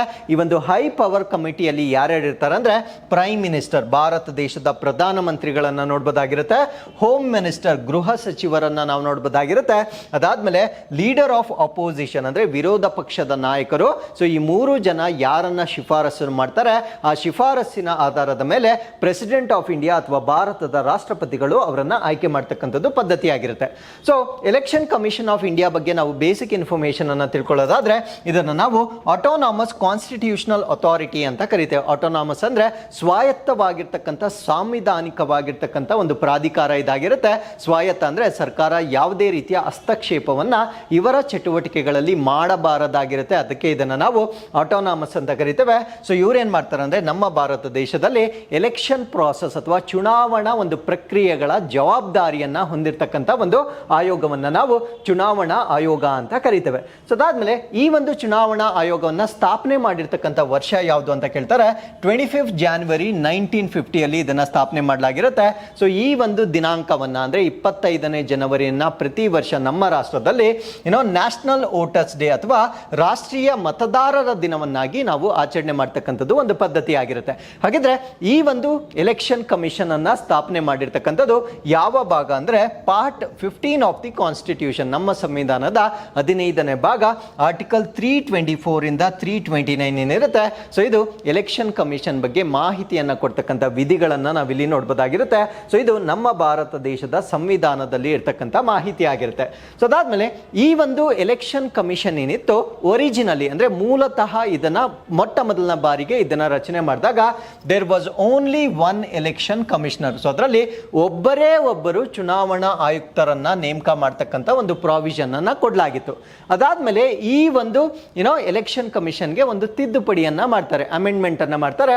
ಸೊ ಅದನ್ನ ನಾವು ಎಲೆಕ್ಷನ್ ಕಮಿಷನರ್ ಅಮೆಂಡ್ಮೆಂಟ್ ಆಕ್ಟ್ 1989 ಅಂತ ಕರಿತೇವೆ. ಅಂದ್ರೆ 1989ರ ಚುನಾವಣಾ ಆಯುಕ್ತರ ತಿದ್ದುಪಡಿ ಕಾಯ್ದೆ ಅಂತ ಕರಿತೇವೆ. ಸೊ ಈ ಒಂದು ತಿದ್ದುಪಡಿಯನ್ನ ಮಾಡಿದ ನಂತರ ಈ ಒಂದು ಎಲೆಕ್ಷನ್ ಕಮಿಷನ್ ಏನಿರುತ್ತೆ, ಸೊ ಇದನ್ನ ಮಲ್ಟಿ ಮೆಂಬರ್ ಬಾಡಿ ಮಾಡ್ತಾರೆ. ಮುಂಚೆ ಅದು ಸಿಂಗಲ್ ಮೆಂಬರ್ ಬಾಡಿ ಆಗಿತ್ತು. ಸೊ ಈ ಒಂದು ತಿದ್ದುಪಡಿಯನ್ನ ಮಾಡಿದ ನಂತರ ಬಹು ಸದಸ್ಯ ಸಂಸ್ಥೆಯಾಗಿ ಇದನ್ನ ಮಾರ್ಪಾಡು ಮಾಡಲಾಗುತ್ತೆ. ಸೊ ಬಹು ಸದಸ್ಯ ಸಂಸ್ಥೆ ಆಗಿರುವುದರಿಂದ ಸೊ ಒಬ್ಬ ಚೀಫ್ ಎಲೆಕ್ಷನ್ ಕಮಿಷನರ್ ಮತ್ತೆ ಅವರ ಜೊತೆಯಲ್ಲಿ ಇಬ್ಬರು ಎಲೆಕ್ಷನ್ ಕಮಿಷನರ್ಸ್ ಅನ್ನ ನಾವು ಪ್ರಸ್ತುತವಾಗಿ ನೋಡಬಹುದಾಗಿರುತ್ತೆ. So as I told you before, ಒಬ್ಬರು ಸಿಇಸಿ ಇರ್ತಾರೆ. ಸೊ ಅದಾದ್ಮೇಲೆ ಅದರ್ ಎಲೆಕ್ಷನ್ ಕಮಿಷನರ್ಸ್ ಅನ್ನ ನಾವು ನೋಡಬಹುದಾಗಿರುತ್ತೆ. ಸೊ ಅದರ್ ಎಲೆಕ್ಷನ್ ಕಮಿಷನರ್ ಗಳ ಸಂಖ್ಯೆಯನ್ನ ಇನ್ಕ್ರೀಸ್ ಮಾಡ್ತಕ್ಕಂಥ ಅಥಾರಿಟಿಯನ್ನ ಪ್ರೆಸಿಡೆಂಟ್ಗೆ ಕೊಟ್ಟಿರಲಾಗಿರುತ್ತೆ. ಸೊ ಕಾಲಕ್ಕೆ ಡಿಪೆಂಡಿಂಗ್ ಆನ್ ದಿ ರಿಕ್ವೈರ್ಮೆಂಟ್ ಈ ಒಂದು ಸಂಖ್ಯೆಯನ್ನ ಇನ್ಕ್ರೀಸ್ ಮಾಡ್ತಕ್ಕಂಥ ಅಧಿಕಾರವನ್ನ ನಮ್ಮ ಭಾರತ ರಾಷ್ಟ್ರದ ರಾಷ್ಟ್ರಪತಿಗಳಿಗೆ ಆ ಒಂದು ಅಧಿಕಾರವನ್ನ ನೀಡಲಾಗಿರುತ್ತೆ. ಸೊ ಪ್ರಸ್ತುತವಾಗಿ ಈ ಒಂದು ರಚನೆಯ ಪ್ರಕಾರ ಒಬ್ಬರು ಚೀಫ್ ಎಲೆಕ್ಷನ್ ಕಮಿಷನರ್ ಅನ್ನ ನೋಡಬಹುದಾಗಿರುತ್ತೆ, ಮತ್ತೆ ಇಬ್ಬರು ಎಲೆಕ್ಷನ್ ಕಮಿಷನರ್ ಅಥವಾ ಚುನಾವಣಾ ಆಯುಕ್ತರಾಗಿ ನಾವು ಇಬ್ಬರನ್ನ ಪ್ರಸ್ತುತವಾಗಿ ಸೊ ಈ ಒಂದು ಸಂಸ್ಥೆಯಲ್ಲಿ ನಾವು ನೋಡಬಹುದಾಗಿರುತ್ತೆ. ಸೊ ಈ ಒಂದು ECI ಅಂತಕ್ಕಂಥದ್ದು ಎಲೆಕ್ಷನ್ ಕಮಿಷನ್ ಆಫ್ ಇಂಡಿಯಾ ಅಂತಕ್ಕಂಥದ್ದು ಸೊ ಪ್ರಮುಖವಾಗಿ ಪಾರ್ಲಿಮೆಂಟ್ ಮತ್ತೆ ಸ್ಟೇಟ್ ಲೆಜಿಸ್ಲೇಚರ್ ಅಂತ ನಾವೇನು ಹೇಳ್ತೇವೆ ಅಂದ್ರೆ ನಮ್ಮ ಭಾರತ ದೇಶದ ಸಂಸತ್ತು ಮತ್ತೆ ರಾಜ್ಯ ಶಾಸಕಾಂಗಗಳಿಗೆ ಚುನಾವಣೆಗಳನ್ನ ನಡೆಸ್ತಕ್ಕಂಥ ಸಂಪೂರ್ಣ ಅಧಿಕಾರವನ್ನ ಇದಕ್ಕೆ ನೀಡಲಾಗಿರುತ್ತೆ. ಸೊ ಅದಾದ್ಮೇಲೆ ಅದರ ಜೊತೆಗೆ ಅವರಿಗೆ ಬೇರೆ ಬೇರೆ ಫಂಕ್ಷನ್ಸ್ ಕೂಡ ಇರುತ್ತೆ. ಅಂದ್ರೆ ಅವರಿಗೆ ಕೊಟ್ಟಿರ್ತಕ್ಕಂಥ ಜವಾಬ್ದಾರಿಗಳು ಅಥವಾ ರೆಸ್ಪಾನ್ಸಿಬಿಲಿಟೀಸ್ ಯಾವ್ದು ಅಂದ್ರೆ ವೋಟರ್ ರಿಜಿಸ್ಟ್ರೇಷನ್ ಅಂದ್ರೆ ಮತದಾರರ ಮತದಾರರನ್ನ ನೋಂದಣಿ ಮಾಡ್ತಕ್ಕಂಥದ್ದು. ಅಂದ್ರೆ ಸೊ ಅವ್ರಿಗೆ ಮತದಾನದ ವಯಸ್ಸು ಬಂದ ಕೂಡಲೇ ಸೊ ಅವರನ್ನ ವೋಟರ್ ಐಡಿಸ್ಗಳನ್ನ ಕೊಡ್ತಕ್ಕಂಥ ಜವಾಬ್ದಾರಿಯನ್ನ ಇವರಿಗೆ ಕೊಟ್ಟಿರ್ತಾರೆ. ಅದಾದ್ಮೇಲೆ ಇಂಪ್ಲಿಮೆಂಟಿಂಗ್ ಎಲೆಕ್ಟೋರಲ್ ಲಾಸ್ ಅಂದ್ರೆ ಚುನಾವಣಾ ಕಾನೂನುಗಳನ್ನ ಅನುಷ್ಠಾನಗೊಳಿಸ್ತಕ್ಕಂಥದ್ದು. ಫಾರ್ ಎಕ್ಸಾಂಪಲ್ ಇವಾಗ ಸೊ ಕೋಡ್ ಆಫ್ ಕಂಡಕ್ಟ್ ಅಂತ ಕರಿತೇವೆ, ಸದಾಚಾರ ಸಂಹಿತೆ ಅಂತ ಕರಿತೇವೆ. ಸೊ ಕೋಡ್ ಆಫ್ ಕಂಡಕ್ಟ್ ಅನ್ನ ಇವರು ಜಾರಿ ಮಾಡ್ತಾರೆ. ಅಂದ್ರೆ ಎಲೆಕ್ಷನ್ ಡೇಟ್ ಅನ್ನ ಅನೌನ್ಸ್ ಮಾಡೋದಕ್ಕಿಂತ ಮುಂಚೆ ಸರ್ಕಾರ ಯಾವುದೇ ರೀತಿಯ ಪ್ರಜೆಗಳನ್ನ ಮನವೊಲಿಸ್ತಕ್ಕಂಥ ಪ್ರೋಗ್ರಾಮ್ಸ್ಗಳನ್ನ ಅಥವಾ ಸ್ಕೀಮ್ಸ್ಗಳನ್ನ ಈ ಡೇಟ್ ಆದ ನಂತರ ಅವರು ಅನೌನ್ಸ್ ಮಾಡೋ ಹಾಗಿಲ್ಲ. ಸೊ ಅದನ್ನ ನಾವು ಕೋಡ್ ಆಫ್ ಕಂಡಕ್ಟ್ ಅಂತ ಕರಿತೇವೆ. ಆ ರೀತಿ ಸಾಕಷ್ಟು ಕಾನೂನುಗಳಿರ್ತವೆ, ಅವುಗಳನ್ನೆಲ್ಲ ಅನುಷ್ಠಾನ ಮಾಡ್ತಕ್ಕಂಥದ್ದು ಎಲೆಕ್ಷನ್ ಕಮಿಷನರ್ಗೆ ಇರತಕ್ಕಂಥ ಜವಾಬ್ದಾರಿ ಆಗಿರುತ್ತೆ. ಸೊ ಅದಾದ್ಮೇಲೆ ಮಾನಿಟರಿಂಗ್ ಎಲೆಕ್ಷನ್ ಎಕ್ಸ್ಪೆಂಡಿಚರ್ ಅಂದ್ರೆ ಚುನಾವಣಾ ವೆಚ್ಚದ ಮೇಲೆ ನಿಗಾ ಇರಿಸ್ತಕ್ಕಂಥದ್ದು. ಅಂದ್ರೆ ಒಬ್ಬ ಕ್ಯಾಂಡಿಡೇಟ್ ಇಷ್ಟು ಹಣವನ್ನು ಮಾತ್ರ ಖರ್ಚು ಮಾಡಬೇಕು ಅಂತಕ್ಕಂಥ ಒಂದು ಲಿಮಿಟ್ ಇರುತ್ತೆ. ಸೊ ಆ ಒಂದು ಲಿಮಿಟ್ ಅನ್ನ ಅವರು ಮಾನಿಟರ್ ಮಾಡ್ತಕ್ಕಂಥದ್ದು, ಅಥವಾ ಆ ಒಂದು ಲಿಮಿಟ್ ಏನಾದರೂ ಕ್ರಾಸ್ ಆದ್ರೆ ಸೊ ಅವರ ಮೇಲೆ ಕಾನೂನು ಕ್ರಮಗಳನ್ನ ಜರುಗಿಸ್ತಕ್ಕಂಥದ್ದು ಇಸಿಗೆ ಇರ್ತಕ್ಕಂಥ ಒಂದು ರೆಸ್ಪಾನ್ಸಿಬಿಲಿಟಿ ಆಗಿರುತ್ತೆ. ಸೊ ನೆಕ್ಸ್ಟ್ ಎಲೆಕ್ಟೋರಲ್ ರಿಫಾರ್ಮ್ಸ್ ಅಂತ ಕರಿತೇವೆ. ಏನಾದರೂ ಸುಧಾರಣೆಗಳು ಬೇಕಾಗಿದ್ರೆ ಚುನಾವಣೆಗೆ ಸಂಬಂಧಪಟ್ಟಂತೆ ಸುಧಾರಣೆಗಳನ್ನ ಮಾಡಲಾಗುತ್ತೆ. ಫಾರ್ ಎಕ್ಸಾಂಪಲ್ ಪೋಸ್ಟಲ್ ವೋಟಿಂಗ್ ಅಂತ ಕರಿತೇವೆ. ಸೊ ಪೋಸ್ಟಲ್ ವೋಟಿಂಗ್ ಏಜ್ ಅನ್ನ ಈಗ ಇನ್ಕ್ರೀಸ್ ಮಾಡಿರ್ತಾರೆ. ಮುಂಚೆ ಏನಿತ್ತು ಅದಕ್ಕಿಂತ ಸ್ವಲ್ಪ ಇನ್ಕ್ರೀಸ್ ಮಾಡಿರ್ತಾರೆ. ಸೊ ಈ ರೀತಿಯಾಗಿ ಕಾಲ ಕಾಲಕ್ಕೆ ಏನಾದರೂ ಬದಲಾವಣೆಗಳು ಬೇಕಾಗಿದ್ದರೆ ಸೊ ಆ ಒಂದು ಸುಧಾರಣೆಗಳನ್ನ ಮಾಡ್ತಕ್ಕಂಥದ್ದು. ಅದಾದ್ಮೇಲೆ ರೋಲ್ ಇನ್ ಡಿಲಿಮಿಟೇಷನ್ ಅಂತ ಕರಿತೇವೆ. ಡಿಲಿಮಿಟೇಷನ್ ಅಂದ್ರೆ ಏನು? ಇವಾಗ ಕಾನ್ಸ್ಟಿಟ್ಯೂಯನ್ಸೀಸ್ ಅಂತ ಕರಿತೇವೆ, ಕ್ಷೇತ್ರಗಳು ಅಂತ ಕರಿತೇವೆ. ಸೊ ಒಂದೊಂದು ಕ್ಷೇತ್ರಕ್ಕೆ ಪ್ರತಿನಿಧಿಗಳನ್ನ ಚುನಾವಣೆಗೆ ಅವರು ಕಂಟೆಸ್ಟ್ ಮಾಡ್ತಾರೆ. ಸೊ ಈ ಒಂದು ಕ್ಷೇತ್ರಗಳನ್ನ ಪಾಪ್ಯುಲೇಷನ್ ಬೇಸಿಸ್ ಮೇಲೆ ಅಂದ್ರೆ ಆ ಒಂದು ಜನಸಂಖ್ಯೆಯ ಆಧಾರದ ಮೇಲೆ ಈಕ್ವಿಟಬಲ್ ಆಗಿ ಬ್ರೇಕ್ ಮಾಡ್ತಕ್ಕಂಥದ್ದು, ಅಂದ್ರೆ ಸಮಾನಾಂತರವಾಗಿ ಆ ಒಂದು ಕ್ಷೇತ್ರಗಳನ್ನ ಡಿಸೈನ್ ಮಾಡ್ತಕ್ಕಂಥ ಕೆಲಸ ಕೂಡ ಈ ಒಂದು ಎಲೆಕ್ಷನ್ ಕಮಿಷನ್ ಆಫ್ ಇಂಡಿಯಾಗೆ ಇರತಕ್ಕಂಥ ರೆಸ್ಪಾನ್ಸಿಬಿಲಿಟಿ ಆಗಿರುತ್ತೆ. ಸೊ ಇಷ್ಟು ರೆಸ್ಪಾನ್ಸಿಬಿಲಿಟೀಸ್ಗಳನ್ನ ಚುನಾವಣಾ ಆಯೋಗಕ್ಕೆ ಕೊಟ್ಟಿರ್ತಕ್ಕಂಥದ್ದನ್ನ ನಾವಿಲ್ಲಿ ಗಮನಿಸಬಹುದಾಗಿರುತ್ತೆ. So with this let's get into question number 6.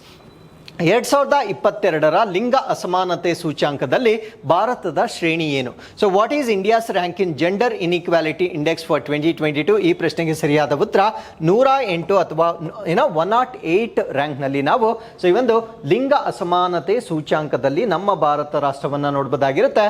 So ಒಟ್ಟು ಕಂಟ್ರೀಸ್ಗಳು ಎಷ್ಟು ಅಂದ್ರೆ 193 ರಾಷ್ಟ್ರಗಳಲ್ಲಿ ಮಾಡಿರ್ತಕ್ಕಂಥ ಸೂಚ್ಯಾಂಕ ಆಗಿರುತ್ತೆ.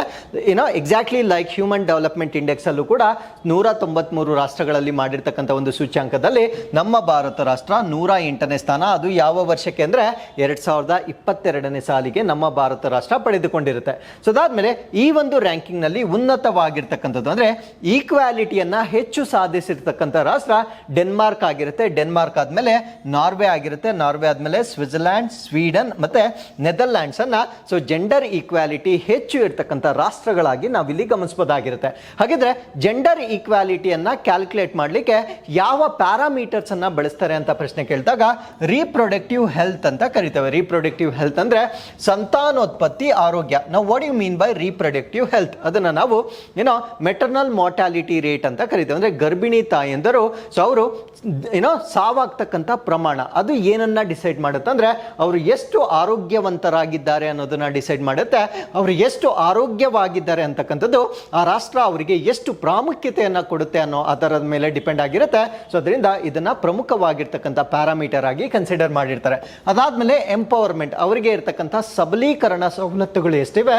ಸೊ ಅದಾದ್ಮೇಲೆ ಲೇಬರ್ ಮಾರ್ಕೆಟ್ ಅಂದ್ರೆ ಕಾರ್ಮಿಕ ಮಾರುಕಟ್ಟೆ. ಸೊ ಪುರುಷರಂತೆ ಅವರು ಕೂಡ ಎಷ್ಟು ಪರ್ಸೆಂಟೇಜ್ ದುಡಿಮೆಗೆ ಹೋಗ್ತಾ ಇದ್ದಾರೆ. ಅದಾದ್ಮೇಲೆ ಆ ವೇಜಸ್ ಅಂದ್ರೆ ಅವ್ರಿಗೆ ಕೊಡ್ತಕ್ಕಂಥ ಸಂಬಳದಲ್ಲಿ ಪುರುಷರಿಗೆ ಮತ್ತು ಮಹಿಳೆಯರಿಗೆ ತಾರತಮ್ಯ ಅಥವಾ ಡಿಫರೆನ್ಸ್ ಎಷ್ಟಿದೆ. ಸೊ ಇವೆಲ್ಲದರ ಆಧಾರದ ಮೇಲೆ ಈ ಒಂದು ಸೂಚ್ಯಾಂಕವನ್ನ ಬಿಡುಗಡೆ ಮಾಡ್ತಾರೆ.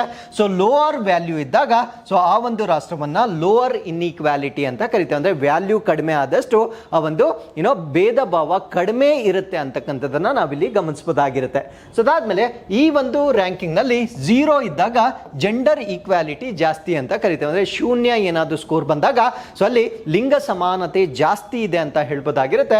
ಸೊ ಯಾವಾಗ ಅದು 1 ಅಥವಾ ಸಂಖ್ಯೆ 1 ಆಗುತ್ತೆ ಸೊ ಆ ರಾಷ್ಟ್ರವನ್ನ ಮ್ಯಾಕ್ಸಿಮಮ್ ಇನ್ಇಕ್ವಾಲಿಟಿ ಅಂತ ಕರಿತೇವೆ. ಅಂದ್ರೆ ತಾರತಮ್ಯ ಬಹಳ ಜಾಸ್ತಿ ಇದೆ ಅಲ್ಲಿ ಅಂತಕ್ಕಂಥ ಒಂದು ಮಾಹಿತಿಯನ್ನ ನಾವಿಲ್ಲಿ ಡಿಸೈಡ್ ಮಾಡಬಹುದಾಗಿರುತ್ತೆ. So with this let's get into question number 7. Numaligarh refinery limited ತನ್ನ ಮೊದಲ ಸಾಗರೋತ್ತರ ಕಚೇರಿಯನ್ನು ಎಲ್ಲಿ ಉದ್ಘಾಟಿಸಿತು? Where did Numaligarh refinery limited inaugurated its first ever overseas office, Numaligarh refinery limited ಏನಿರುತ್ತೆ ಅದು ಭಾರತ ದೇಶದಿಂದ ಹೊರಗೆ ತನ್ನ ಮೊಟ್ಟ ಮೊದಲ ಕಚೇರಿಯನ್ನ ಎಲ್ಲಿ ಸ್ಥಾಪನೆ ಮಾಡಿದೆ ಅನ್ನೋದು ನಮ್ಮ ಪ್ರಶ್ನೆ ಆಗಿರುತ್ತೆ. ಸೊ ಈ ಪ್ರಶ್ನೆಗೆ ಸರಿಯಾದ ಉತ್ತರ ನಮ್ಮ ನೆರೆಯ ರಾಷ್ಟ್ರವಾಗಿರ್ತಕ್ಕಂಥ ಬಾಂಗ್ಲಾದೇಶದಲ್ಲಿ ತನ್ನ ಮೊಟ್ಟ ಮೊದಲ ವಿದೇಶಿ ಕಚೇರಿಯನ್ನ ಸ್ಥಾಪನೆ ಮಾಡಿರ್ತಕ್ಕಂಥ ಸಂಸ್ಥೆಯಾಗಿ ನಾವು ನಿಮಾಲಿಗರ್ ರಿಫೈನರಿ ಅಂತ ಹೇಳ್ಬೋದಾಗಿರುತ್ತೆ. ಸೊ ಇದು ಏನಕ್ಕೆ ಈ ಒಂದು ಕಚೇರಿಯನ್ನ ಓಪನ್ ಮಾಡಿರೋದ್ರಿಂದ ಆಗ್ತಕ್ಕಂಥ ಅಡ್ವಾಂಟೇಜ್ ಏನು ಅಂದ್ರೆ ಡೈವರ್ಸಿಫಿಕೇಶನ್ ಆಫ್ ಆಪರ್ಚುನಿಟಿ, ಅಂದ್ರೆ ಅದಕ್ಕಿರ್ತಕ್ಕಂಥ ಅವಕಾಶಗಳನ್ನ ಇನ್ನೂ ಹೆಚ್ಚಾಗಿ ಅದು ಎಕ್ಸ್ಪ್ಲೋರ್ ಮಾಡ್ತಕ್ಕಂಥ ಸಾಧ್ಯತೆಗಳನ್ನ ನಾವಿಲ್ಲಿ ಗಮನಿಸಬಹುದಾಗಿರುತ್ತೆ. So with this let's get into question number 8. ಮಂಗಳ ಗ್ರಹದಲ್ಲಿ ಪತ್ತೆಯಾದ ಮೌಂಟ್ ಎವರೆಸ್ಟ್ ಗಿಂತ ಎತ್ತರವಾದ ದೈತ್ಯ ಜ್ವಾಲಾಮುಖಿ ಎಲ್ಲಿದೆ? So where was the giant volcano taller than Mount Everest discovered in Mars? Mars ಅಲ್ಲಿ ಒಂದು ನಮ್ಮ ಮೌಂಟ್ ಎವರೆಸ್ಟ್ ಏನಿರುತ್ತೆ ಅದಕ್ಕಿಂತ ಎತ್ತರವಾಗಿರ್ತಕ್ಕಂಥ ಒಂದು ಜ್ವಾಲಾಮುಖಿಯನ್ನ ಪತ್ತೆ ಹಚ್ಚಿರ್ತಾರೆ. ಅದು ಮಂಗಳ ಗ್ರಹದಲ್ಲಿ ಎಕ್ಸಾಕ್ಟ್ಲಿ ಎಲ್ಲಿದೆ ಅನ್ನೋದು ನಮ್ಮ ಪ್ರಶ್ನೆ ಆಗಿರುತ್ತೆ. ಸೊ ಈ ಪ್ರಶ್ನೆಗೆ ಸರಿಯಾದ ಉತ್ತರ ನೋಕ್ಟಿಸ್ ಲ್ಯಾಬಿರಿಂಥಸ್ ಮತ್ತೆ ವ್ಯಾಲೆಸ್ ಮೆರಿನೆಸ್ ನಡುವಿನ ಗಡಿಯಲ್ಲಿ, ಅಂದ್ರೆ ಅಟ್ ದಿ ಬೌಂಡರಿ ಬಿಟ್ವೀನ್ ನೋಕ್ಟಿಸ್ ಲ್ಯಾಬಿರಿಂಥಸ್ ಮತ್ತೆ ವ್ಯಾಲೆಸ್ ಮೆರಿನೆರಿಸ್ ಅಂತ ಕರೀತೇವೆ. ಸೊ ಇವೆರಡೂ ಕೂಡ ಮಂಗಳ ಗ್ರಹದಲ್ಲಿರ್ತಕ್ಕಂಥ ಎರಡು ಪ್ರದೇಶಗಳಾಗಿರ್ತವೆ. ಆ ಎರಡು ಪ್ರದೇಶಗಳ ಮಧ್ಯದಲ್ಲಿ ಒಂದು ಮೌಂಟ್ ಎವರೆಸ್ಟ್ ಗಿಂತ ಎತ್ತರವಾಗಿರ್ತಕ್ಕಂಥ ಒಂದು ವಾಲ್ಕೆನೋವನ್ನ ಈಗ ಪತ್ತೆ ಹಚ್ಚಲಾಗಿರುತ್ತೆ. ಸೊ ಅದನ್ನ ಚಿತ್ರದಲ್ಲಿ ನೋಡಿದ್ರೆ ನಮ್ಗಿನ್ನೂ ಜಾಸ್ತಿ ಕ್ಲಾರಿಟಿ ಸಿಗುತ್ತೆ. ಸೊ ಈ ಚಿತ್ರದಲ್ಲಿ ಇಲ್ಲಿ ಮಾರ್ಕ್ ಮಾಡಿರ್ತಕ್ಕಂಥ ಪ್ಲೇಸ್ ಅನ್ನ ನಾವು ಅತ್ಯಂತ ಬೃಹತ್ ಆಗಿರ್ತಕ್ಕಂಥ ಒಂದು ವಾಲ್ಕೆನೋ, ಅಂದ್ರೆ ಮಂಗಳ ಗ್ರಹದಲ್ಲಿ ಮೌಂಟ್ ಎವರೆಸ್ಟ್ ಗಿಂತ ದೊಡ್ಡದಾಗಿರ್ತಕ್ಕಂಥ ಒಂದು ವಾಲ್ಕೆನೋವನ್ನ ಪತ್ತೆ ಹಚ್ಚಿರ್ತಾರೆ. ಸೊ ಈ ಒಂದು ವಾಲ್ಕೆನೋ ಯಾವ್ದ್ರ ಮಧ್ಯೆ ಇರುತ್ತೆ ಅಂದ್ರೆ ಇಲ್ಲಿ ವ್ಯಾಲೆಸ್ ಮ್ಯಾರಿನರ್ಸ್ ಅಂತ ಕರಿತೇವೆ, ಈ ಕಡೆ ನಾಕ್ಟಿಸ್ ಲ್ಯಾಬಿರಿಂಥಸ್ ಅಂತ ಕರಿತೇವೆ. ಸೊ ಇವೆರಡರ ಮಧ್ಯದಲ್ಲಿ ನಾನು ಪ್ರಶ್ನೆಯಲ್ಲಿ ಕೇಳಿದ್ದು ಇವೆರಡೇ. ಸೊ ಈ ಪ್ಲೇಸ್ ಮತ್ತೆ ಈ ಪ್ಲೇಸ್ಗೆ ಮಧ್ಯದಲ್ಲಿರ್ತಕ್ಕಂಥ ಒಂದು ವಾಲ್ಕೆನೋವನ್ನ ಈಗ ಪತ್ತೆ ಹಚ್ಚಿರ್ತಾರೆ.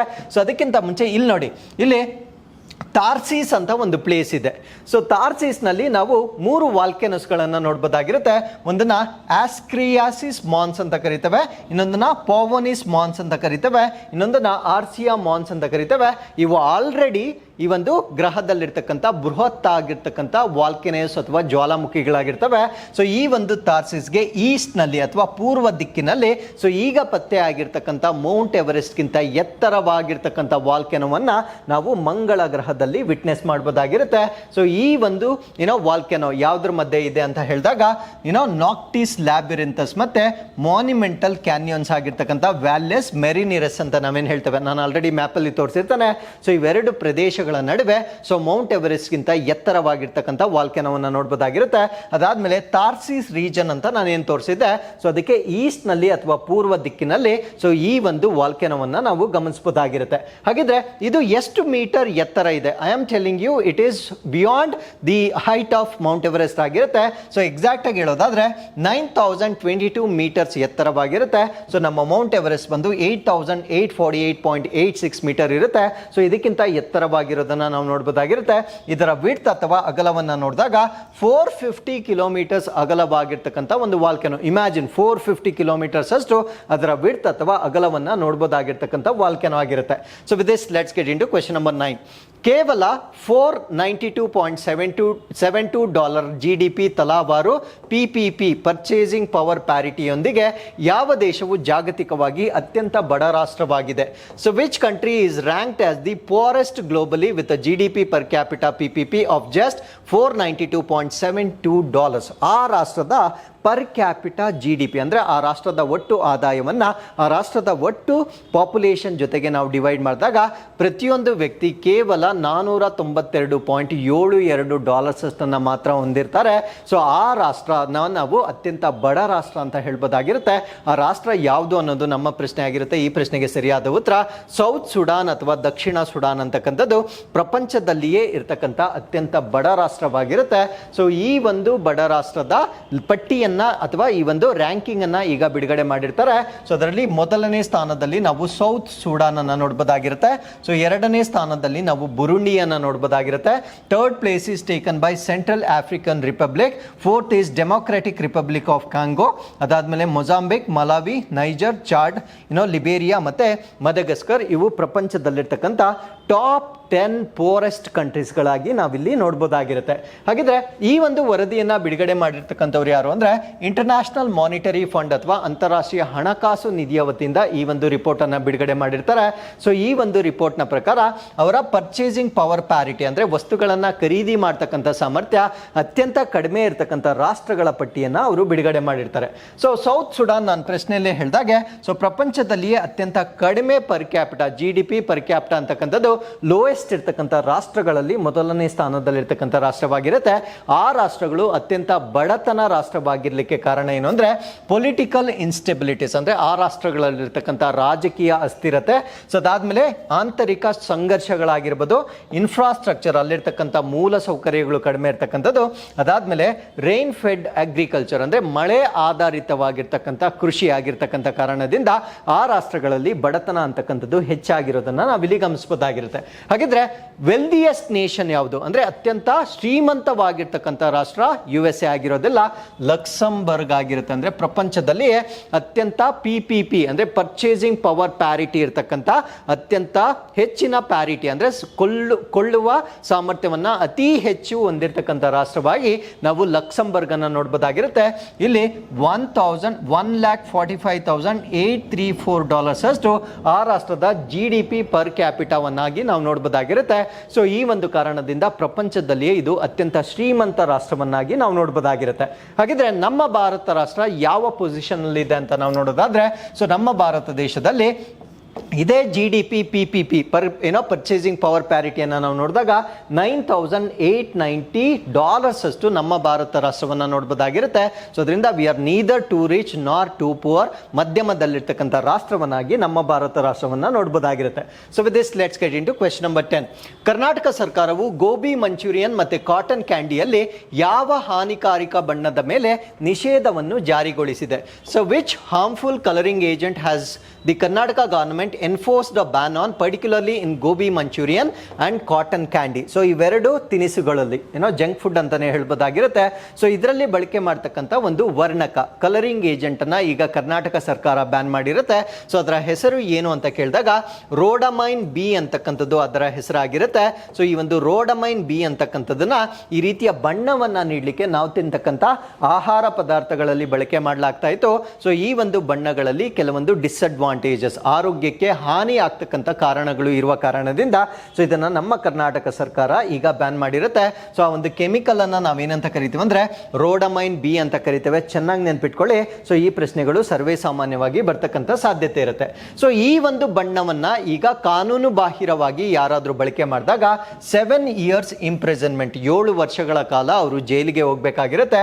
ಸೊ ಅದ್ರ ಜೊತೆಗೆ 10 ಲಕ್ಷ ರೂಪಾಯಿಗಳನ್ನ ಅವರು ಪೆನಾಲ್ಟಿ ಆಗಿ ಪೇ ಮಾಡಬೇಕಾಗಿರುತ್ತೆ. ಹಾಗಿದ್ರೆ ಸೊ ಈ ಒಂದು ಬಣ್ಣದಿಂದ ಆಗ್ತಕ್ಕಂಥ ಪ್ರಾಬ್ಲಮ್ಸ್ ಏನು? ಇದು ಟಾಕ್ಸಿಸಿಟಿ ಅಂದ್ರೆ ನಮ್ಮ ದೇಹದಲ್ಲಿ ವಿಷವನ್ನ ಇನ್ಕ್ರೀಸ್ ಮಾಡ್ತಕ್ಕಂಥ ಒಂದು ಕೆಮಿಕಲ್ ಆಗಿರುತ್ತೆ. ಐ ಡ್ಯಾಮೇಜ್, ನಮ್ಮ ದೃಷ್ಟಿಗೆ ಅದು ಹಾನಿಯನ್ನ ಉಂಟು ಮಾಡುತ್ತೆ. ಸೊ ಅದಾದ್ಮೇಲೆ ರೆಸ್ಪಿರೇಟರಿ ಟ್ರ್ಯಾಕ್ಟ್ ಇರಿಟೇಷನ್ ಅಂದ್ರೆ ನಮ್ಮ ಉಸಿರಾಟ ವ್ಯವಸ್ಥೆಗೆ ಉರಿಯನ್ನ ಉಂಟು ಮಾಡ್ತಕ್ಕಂಥ ಒಂದು ಕೆಮಿಕಲ್ ಆಗಿರುತ್ತೆ. ಎಲ್ಲದಕ್ಕಿಂತ ಮುಖ್ಯವಾಗಿ ಕಾರ್ಸಿನೋಜೆನಿಕ್ ಅಥವಾ ಕ್ಯಾನ್ಸರ್ ಅನ್ನ ಉಂಟು ಮಾಡ್ತಕ್ಕಂಥ ಒಂದು ಪ್ರಾಪರ್ಟೀಸ್ ಇರುವ ಕಾರಣದಿಂದ ಸೊ ಇದನ್ನ ನಮ್ಮ ಕರ್ನಾಟಕದಲ್ಲಿ ಬ್ಯಾನ್ ಮಾಡಿರ್ತಾರೆ. ಸೊ ಈ ರೋಡಮೈನ್ ಬಿ ಅಂತಕ್ಕಂಥದ್ದು ಇದು ನಾನ್ ಎಡಿಬಲ್ ಇಂಡಸ್ಟ್ರೀಸ್ಗಳಲ್ಲಿ ಅಂದ್ರೆ ಆಹಾರವನ್ನಲ್ಲದೆ ಕೈಗಾರಿಕೆಗಳಲ್ಲಿ ಇದನ್ನ ಬಳಸಬಹುದಾಗಿರುತ್ತೆ. ಫಾರ್ ಎಕ್ಸಾಂಪಲ್ ಟೆಕ್ಸ್ಟೈಲ್, ಬಟ್ಟೆಗಳಿಗೆ ಬಣ್ಣವನ್ನ ನೀಡಲಿಕ್ಕೆ, ಸೊ ಪೇಪರ್, ಲೆದರ್, ಸೊ ಈ ರೀತಿಯ ಬೇರೆ ಬೇರೆ ನಾವು ತಿನ್ನಲು ಬಳಸದೇ ಇರ್ತಕ್ಕಂಥ ಒಂದು ವಸ್ತುಗಳಲ್ಲಿ ಇದನ್ನ ಬಳಕೆ ಮಾಡಲಿಕ್ಕೆ ಯಾವುದೇ ತೊಂದರೆ ಇರೋದಿಲ್ಲ. ಬಟ್ ಆಹಾರ ಪದಾರ್ಥಗಳಲ್ಲಿ ಇದನ್ನ ಬಳಕೆ ಮಾಡ್ತಕ್ಕಂಥದ್ದನ್ನ ನಿಷೇಧ ಮಾಡಿರ್ತಾರೆ. ಸೊ ಹಾಗಿದ್ರೆ ಈ ಒಂದು ಬಣ್ಣಗಳನ್ನ ಅಪ್ರೂವ್ ಮಾಡ್ತಕ್ಕಂಥವ್ರು ಯಾರು, ಯಾವ್ದನ್ನ ಬಳಸಬೇಕು ಯಾವ್ದನ್ನ ಬಳಸಬಾರ್ದು ಅಂತಕ್ಕಂಥದ್ದನ್ನ ಅಪ್ರೂವ್ ಮಾಡ್ತಕ್ಕಂಥವ್ರು FSSAI ಅಂದ್ರೆ so food safety and standards authority of India ಅಂತ ಕರೀತೇವೆ. ಅಂದ್ರೆ ಭಾರತೀಯ ಆಹಾರ ಸುರಕ್ಷತೆ ಮತ್ತು ಗುಣಮಟ್ಟ ಪ್ರಾಧಿಕಾರ ಏನಿರುತ್ತೆ ಸೊ ಇದು ಆಹಾರ ಬಣ್ಣಗಳಿಗೆ ಸಂಬಂಧಪಟ್ಟಂತೆ ಕೆಲವೊಂದು ಸ್ಟ್ರಿಕ್ಟ್ ರೂಲ್ಸ್ ಅನ್ನ ಮಾಡಿರುತ್ತೆ. ಸೊ ಈ ಒಂದು ರೂಲ್ಸ್ ನ ಪ್ರಕಾರ 2 ರೀತಿಯ ಬಣ್ಣಗಳನ್ನ ಅವರು ಅಲೋ ಮಾಡ್ತಾರೆ. ಒಂದನ್ನ ನಾವು ನ್ಯಾಚುರಲ್, ಸ್ವಾಭಾವಿಕವಾಗಿ ಇರ್ತಕ್ಕಂಥ ಬಣ್ಣಗಳು, ಇನ್ನೊಂದನ್ನ ಸಿಂಥೆಟಿಕ್ ಅಥವಾ ಸಂಶ್ಲೇಷಿತ ಬಣ್ಣಗಳು ಅಂತ ಕರೀತೇವೆ. ಸೊ ಈ 2 ಬಣ್ಣಗಳನ್ನ ಇವರು ಅಪ್ರೂವ್ ಮಾಡ್ತಾರೆ. ಹಾಗಿದ್ರೆ ಪ್ರಸ್ತುತವಾಗಿ ನ್ಯಾಚುರಲ್ ಆಗಿ ಇರ್ತಕ್ಕಂಥ ಅಪ್ರೂವ್ಡ್ ಕಲರ್ಸ್ ಯಾವ್ದು ಅಂತ ನಿಮಗೆ ಪ್ರಶ್ನೆ ಕೇಳಿದಾಗ ಒಂದನ್ನ ಕೆರೋಟಿನ್ ಅಂತ ಕರೀತೇವೆ, ಕ್ಲೋರೋಫಿಲ್, ರೈಬೋಫ್ಲೇವಿನ್, ಕ್ಯಾರಮಲ್, ಅನಾಟೋ, ಸ್ಯಾಫ್ರಾನ್ ಮತ್ತೆ ಕರ್ಕ್ಯುಮಿನ್ ಅಂತ ಕರಿತೇವೆ. ಸೊ ಇವು ಸ್ವಾಭಾವಿಕವಾಗಿ ದೊರೆತಕ್ಕಂಥ ಬಣ್ಣದ ವಸ್ತುಗಳಾಗಿರ್ತವೆ.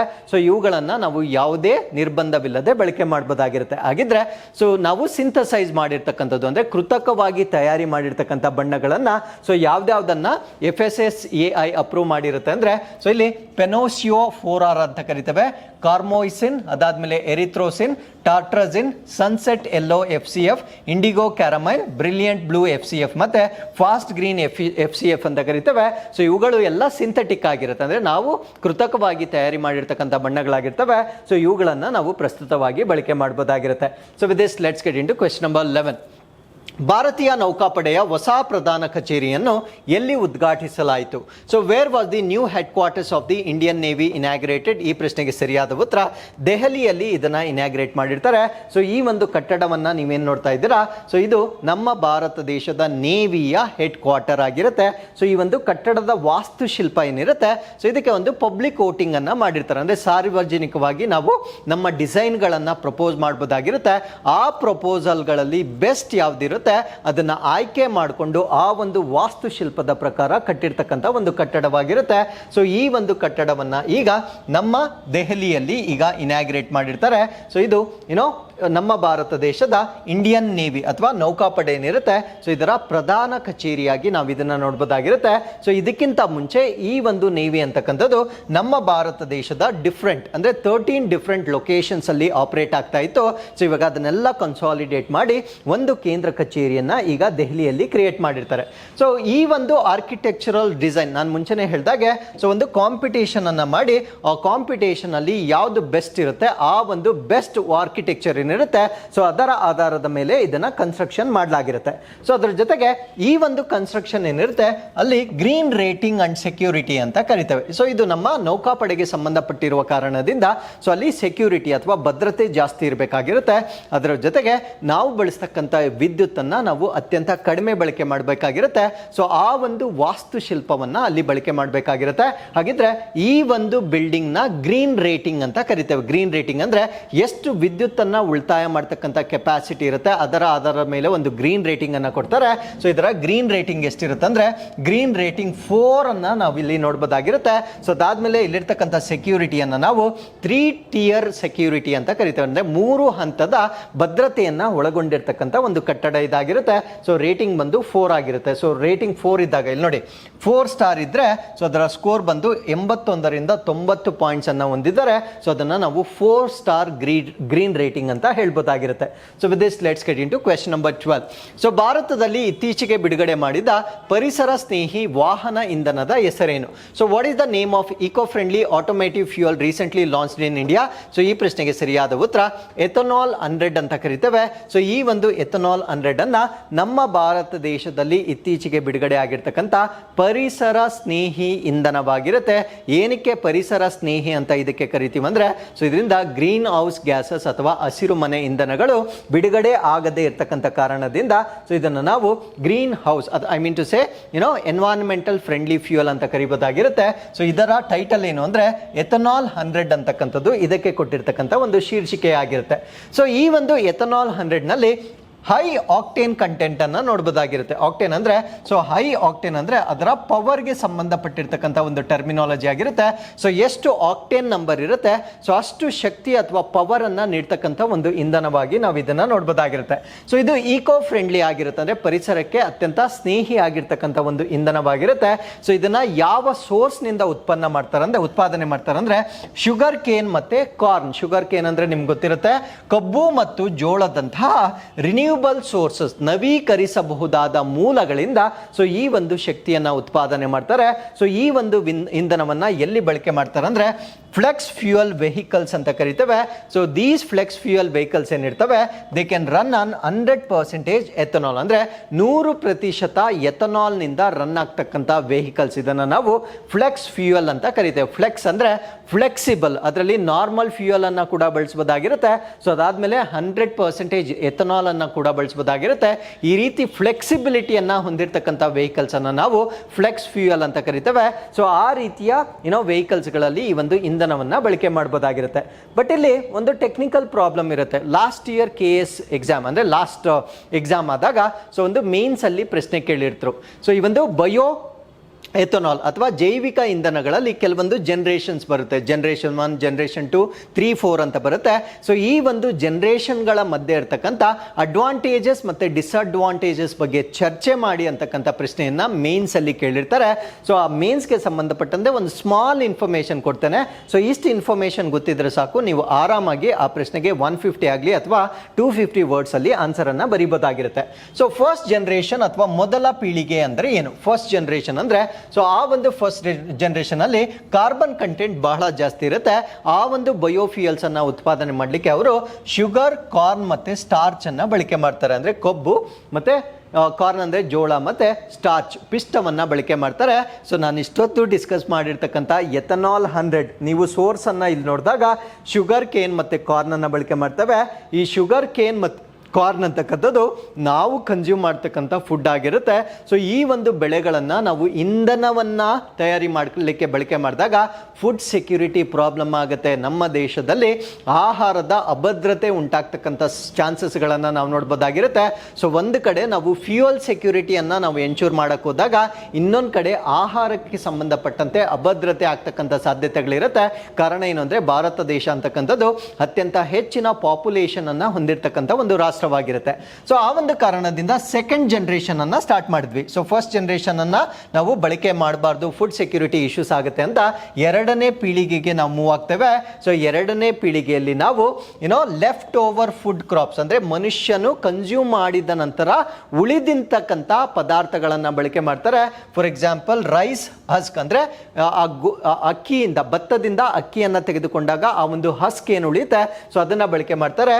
ಅದಾದ್ಮೇಲೆ ವುಡ್ ಚಿಪ್ಸ್ ಅಂದ್ರೆ ಮರದ ಪೀಸ್ಗಳೇನಿರ್ತವೆ ಸೊ ಅದನ್ನ ಬಳಕೆ ಮಾಡಿಕೊಂಡು ಈ ಒಂದು ಇಂಧನವನ್ನ ತಯಾರಿ ಮಾಡಲಿಕ್ಕೆ ಸ್ಟಾರ್ಟ್ ಮಾಡ್ತಾರೆ.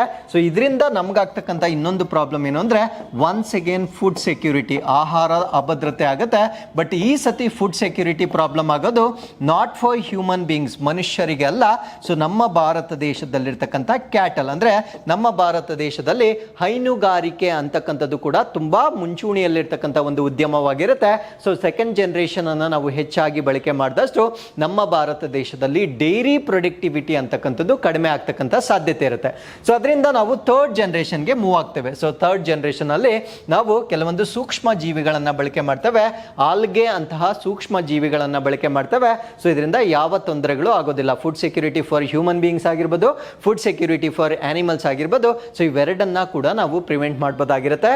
ಸೊ ಅದಾದ್ಮೇಲೆ ಲೇಟೆಸ್ಟ್ ಯಾವುದು ಅಂದ್ರೆ ಫೋರ್ತ್ ಜನರೇಷನ್ ಆಗಿರುತ್ತೆ. ಸೊ ಇದನ್ನು ನಾವು ಜೆನೆಟಿಕಲಿ ಇಂಜಿನಿಯರ್ಡ್ ಅಂದ್ರೆ ಕುಲಾಂತರವಾಗಿ ಮಾಡಿರ್ತಕ್ಕಂಥ GM ಕ್ರಾಪ್ಸ್, ಜೆನೆಟಿಕಲಿ ಇಂಜಿನಿಯರ್ಡ್ ಆಗಿರ್ತಕ್ಕಂಥ ಕ್ರಾಪ್ಸ್ಗಳಿಂದ ಬರ್ತಕ್ಕಂಥ ಒಂದು ಬಯೋಫ್ಯೂಯಲ್ ಅನ್ನು ನಾವು ಬಳಕೆ ಮಾಡಬಹುದಾಗಿರುತ್ತೆ.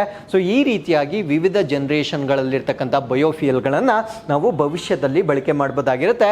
ಸೊ ಈಗ ಲಾಂಚ್ ಮಾಡಿರ್ತಕ್ಕಂಥ ಎಥನಾಲ್ 100 ಏನಿರುತ್ತೆ ಸೊ ಅದರಿಂದ ನಮ್ಮ ಅಗ್ರಿಕಲ್ಚರಲ್ ಸೆಕ್ಟರ್ಗೆ ಬೂಸ್ಟ್ ಆಗುತ್ತೆ. ಯಾಕಂದ್ರೆ ಸೊ ಅವರು ಬೆಳೀತಕ್ಕಂಥ ಬೆಳೆಗಳಿಗೆ ಇನ್ನೂ ಹೆಚ್ಚಿನ ಬೆಲೆಯನ್ನ ಎಕ್ಸ್ಪೆಕ್ಟ್ ಮಾಡಬಹುದಾಗಿರುತ್ತೆ. ಅದರಿಂದ ಕೃಷಿ ಕ್ಷೇತ್ರ ಅಂತಕ್ಕಂಥದ್ದು ಅಭಿವೃದ್ಧಿ ಹೊಂದಕ್ಕಂಥ ಸಾಧ್ಯತೆ ಇರುತ್ತೆ. ಸೊ ಕಾರ್ಬನ್ ಡೈಆಕ್ಸೈಡ್ ಎಮಿಷನ್ ಕಡಿಮೆ ಆಗುತ್ತೆ. ಸೊ ಅದಾದ್ಮೇಲೆ ನಮ್ಮ ಫಾರಿನ್ ಎಕ್ಸ್ಚೇಂಜ್ ಕಡಿಮೆ ಆಗುತ್ತೆ, ಅಂದ್ರೆ ವಿದೇಶಿ ವಿನಿಮಯ ಕಡಿಮೆ ಆಗುತ್ತೆ.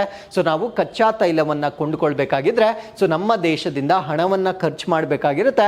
ಆ ಒಂದು ಹಣವನ್ನ ನಾವು ಸೇವ್ ಮಾಡಬಹುದಾಗಿರುತ್ತೆ. ಬಿಕಾಸ್ ಈ ಒಂದು ಎಥನಾಲ್ ಅನ್ನ ನಾವು ದೇಶೀಯವಾಗಿ ಅಂದ್ರೆ ಸ್ಥಳೀಯವಾಗಿ ಉತ್ಪಾದನೆ ಮಾಡ್ತೇವೆ. ನಾವು ಎಲ್ಲಿಂದ ಕೂಡ ಖರೀದಿ ಮಾಡ್ತಕ್ಕಂಥ ಅವಶ್ಯಕತೆ ಇಲ್ಲ. ಸೊ ಅದಾದ್ಮೇಲೆ ಎನರ್ಜಿ ಸೆಕ್ಯೂರಿಟಿ ಆಗುತ್ತೆ, ಅಂದ್ರೆ ಇಂಧನಕ್ಕೆ ಸಂಬಂಧಪಟ್ಟಂತೆ ಭದ್ರತೆ ಜಾಸ್ತಿ ಆಗುತ್ತೆ. ನಾನು ಮುಂಚೆನೆ ಹೇಳಿದಾಗೆ ಎನರ್ಜಿ ಸೆಕ್ಯೂರಿಟಿ ಜಾಸ್ತಿ ಆಗುತ್ತೆ. ಬಟ್ ಪ್ರಾಬ್ಲಮ್ ಏನಾಗುತ್ತೆ ಅಂದ್ರೆ ಫುಡ್ ಸೆಕ್ಯೂರಿಟಿ ಪ್ರಾಬ್ಲಮ್ ಆಗುತ್ತೆ. ಅದನ್ನು ಕೂಡ ನಾವು ಇಲ್ಲಿ ಪಾಯಿಂಟ್ ಅನ್ನ ನೆನ್ಪಿಟ್ಕೊಂಡು ಇರಬೇಕಾಗಿರುತ್ತೆ.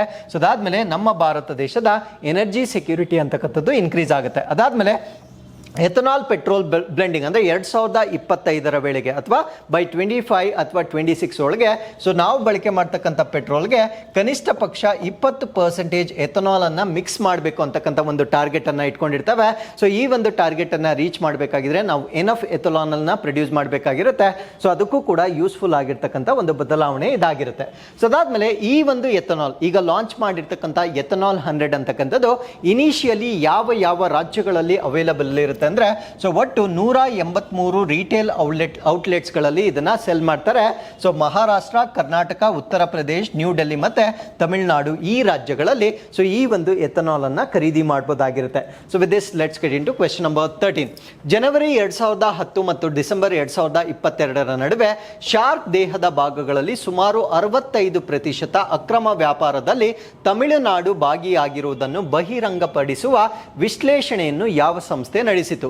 So what organisation conducted an analysis and seizure of revealing ತಮಿಳುನಾಡು's involvement in almost 65% of the illegal trade in shark body parts between January 2010 and December 2022. ಅಂದರೆ ಈ ಎರಡು ಕಾಲಘಟ್ಟಗಳ ನಡುವೆ ಶಾರ್ಕ್ ಏನಿರುತ್ತೆ ಅದರ ದೇಹದ ಭಾಗಗಳನ್ನು ಸರಿಸುಮಾರು 65% ಅಷ್ಟು ಸೆಲ್ ಮಾಡಿರ್ತಕ್ಕಂಥದ್ದು. ಅಂದರೆ ಭಾರತ ದೇಶದಲ್ಲಿ ಎಷ್ಟು ಟೋಟಲ್ ಸ್ಮಗ್ಲಿಂಗ್ ಆಗ್ತಾ ಇದೆ ಸೊ ಅದರಲ್ಲಿ 65% ಅನ್ನ ತಮಿಳುನಾಡು ಮಾಡಿರುತ್ತೆ.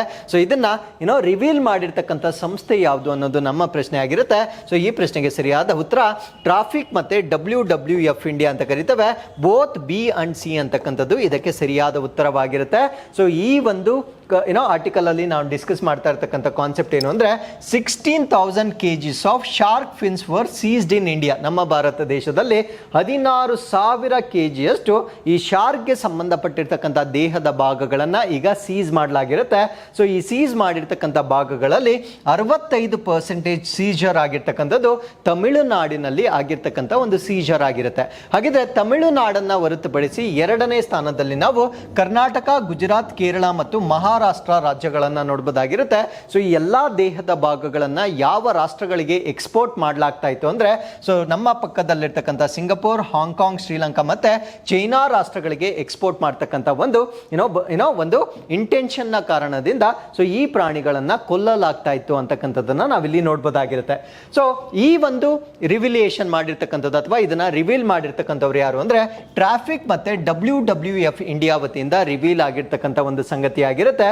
ಸೊ ಈ ಒಂದು ಸಂಗತಿಯಲ್ಲಿ ಟ್ರಾಫಿಕ್ ಅಂತ ನಾನು ಇಷ್ಟೊತ್ತು ಏನು ಡಿಸ್ಕಸ್ ಮಾಡ್ತಾ ಇದ್ದೇನೆ ಸೊ ಇದರ ಫುಲ್ ಫಾರ್ಮ್ ಏನು ಅಂತ ಕೇಳಬಹುದಾಗಿರುತ್ತೆ. ಸೊ ಇದನ್ನು ನಾವು trade records analysis of flora and fauna in commerce ಅಂತ ಕರಿತೇವೆ. ಅಂದ್ರೆ ಸೊ ಫ್ಲೋರಾ ಅಂಡ್ ಫಾನಾ ಅಂದ್ರೆ ಸಸ್ಯ ವರ್ಗ ಮತ್ತು ಪ್ರಾಣಿ ವರ್ಗ ಏನಿರುತ್ತೆ ಸೊ ಇದಕ್ಕೆ ಸಂಬಂಧಪಟ್ಟಂತೆ ವ್ಯಾಪಾರ ಮಾಡ್ತಕ್ಕಂಥ ಒಂದು ಟ್ರೇಡ್ ರೆಕಾರ್ಡ್ಸ್ ಅಂದ್ರೆ ವ್ಯಾಪಾರದ ದಾಖಲೆಗಳನ್ನ ನಾವೇನಂತ ಕರಿತೀವಿ ಅಂದ್ರೆ ಟ್ರಾಫಿಕ್ ಅಂತ ಕರಿತೇವೆ. ಸೊ ಹಾಗಿದ್ರೆ ಕನ್ಸರ್ವೇಷನ್ ಕನ್ಸರ್ನ್ಸ್ ಹಾಗಿದ್ರೆ ಈ ಒಂದು ಶಾರ್ಕ್ಗೆ ಸಂಬಂಧಪಟ್ಟಂತೆ ಅದರ ಸಂರಕ್ಷಣಾ ಕಾಳಜಿಗಳನ್ನು ನಾವು ನೋಡೋದಾದ್ರೆ ಸೊ ನಮ್ಮ ಭಾರತ ರಾಷ್ಟ್ರದಲ್ಲಿ ಇರ್ತಕ್ಕಂಥ ಟೋಟಲ್ 160 ಶಾರ್ಕ್ ಸ್ಪೀಶೀಸ್ ಇರ್ತವೆ. ಅಂದ್ರೆ ಈ ಒಂದು ಶಾರ್ಕ್ಗೆ ಸಂಬಂಧಪಟ್ಟಂತೆ ಭಾರತ ದೇಶದಲ್ಲಿ 160 ಜಾತಿಗಳನ್ನು ನಾವು ನೋಡಬಹುದಾಗಿರುತ್ತೆ. ಸೊ ಅದರಲ್ಲಿ ನಮ್ಮ ಭಾರತ ದೇಶದ ವೈಲ್ಡ್ ಲೈಫ್ ಪ್ರೊಟೆಕ್ಷನ್ ಆಕ್ಟ್ 1972 ಅಂದ್ರೆ ವನ್ಯಜೀವಿ ಸಂರಕ್ಷಣೆ ಕಾಯ್ದೆ 1972 ಅಡಿಯಲ್ಲಿ ಕೇವಲ 26 ನಾವು ಪ್ರೊಟೆಕ್ಟ್ ಮಾಡ್ತಾ ಇದ್ದೇವೆ. ಸೊ ಆ ಒಂದು ಕಾರಣದಿಂದ ಈ ಶಾರ್ಕ್ಗೆ ಸಂಬಂಧಪಟ್ಟಂತೆ ಸೊ ಇಲ್ಲೀಗಲ್ ಸಪ್ಲೈ ಅಂತಕ್ಕಂಥದ್ದು ನಮ್ಮ ಭಾರತ ದೇಶದಲ್ಲಿ ಹೆಚ್ಚಾಗಿರ್ತಕ್ಕಂಥದ್ದನ್ನ ನಾವಿಲ್ಲಿ ಗಮನಿಸಬಹುದಾಗಿರುತ್ತೆ. ಸೊ ಇದರ ಜೊತೆಗೆ ನಾವು ಟ್ರಾಫಿಕ್ ಬಗ್ಗೆ ಹೆಚ್ಚಿನ ಮಾಹಿತಿನ ತಿಳ್ಕೊಳ್ಳೋದಾದ್ರೆ ಸೊ ಇದು ವೈಲ್ಡ್ ಲೈಫ್ ಮಾನಿಟರಿಂಗ್ ನೆಟ್ವರ್ಕ್ ಆಗಿರುತ್ತೆ. ಅಂದ್ರೆ ವನ್ಯಜೀವಿಗಳನ್ನ ನಿಯಂತ್ರಣ ಮಾಡ್ತಕ್ಕಂಥ ಒಂದು ನೆಟ್ವರ್ಕ್ ಆಗಿರುತ್ತೆ. ಸೊ ಇದೊಂದು ನಾನ್ ಗವರ್ನಮೆಂಟಲ್ ಆರ್ಗನೈಸೇಷನ್ ಆಗಿರುತ್ತೆ. ಅಂದ್ರೆ ಸರ್ಕಾರೇತರವಾಗಿರ್ತಕ್ಕಂಥ ಒಂದು ಸಂಸ್ಥೆ ಆಗಿರುತ್ತೆ.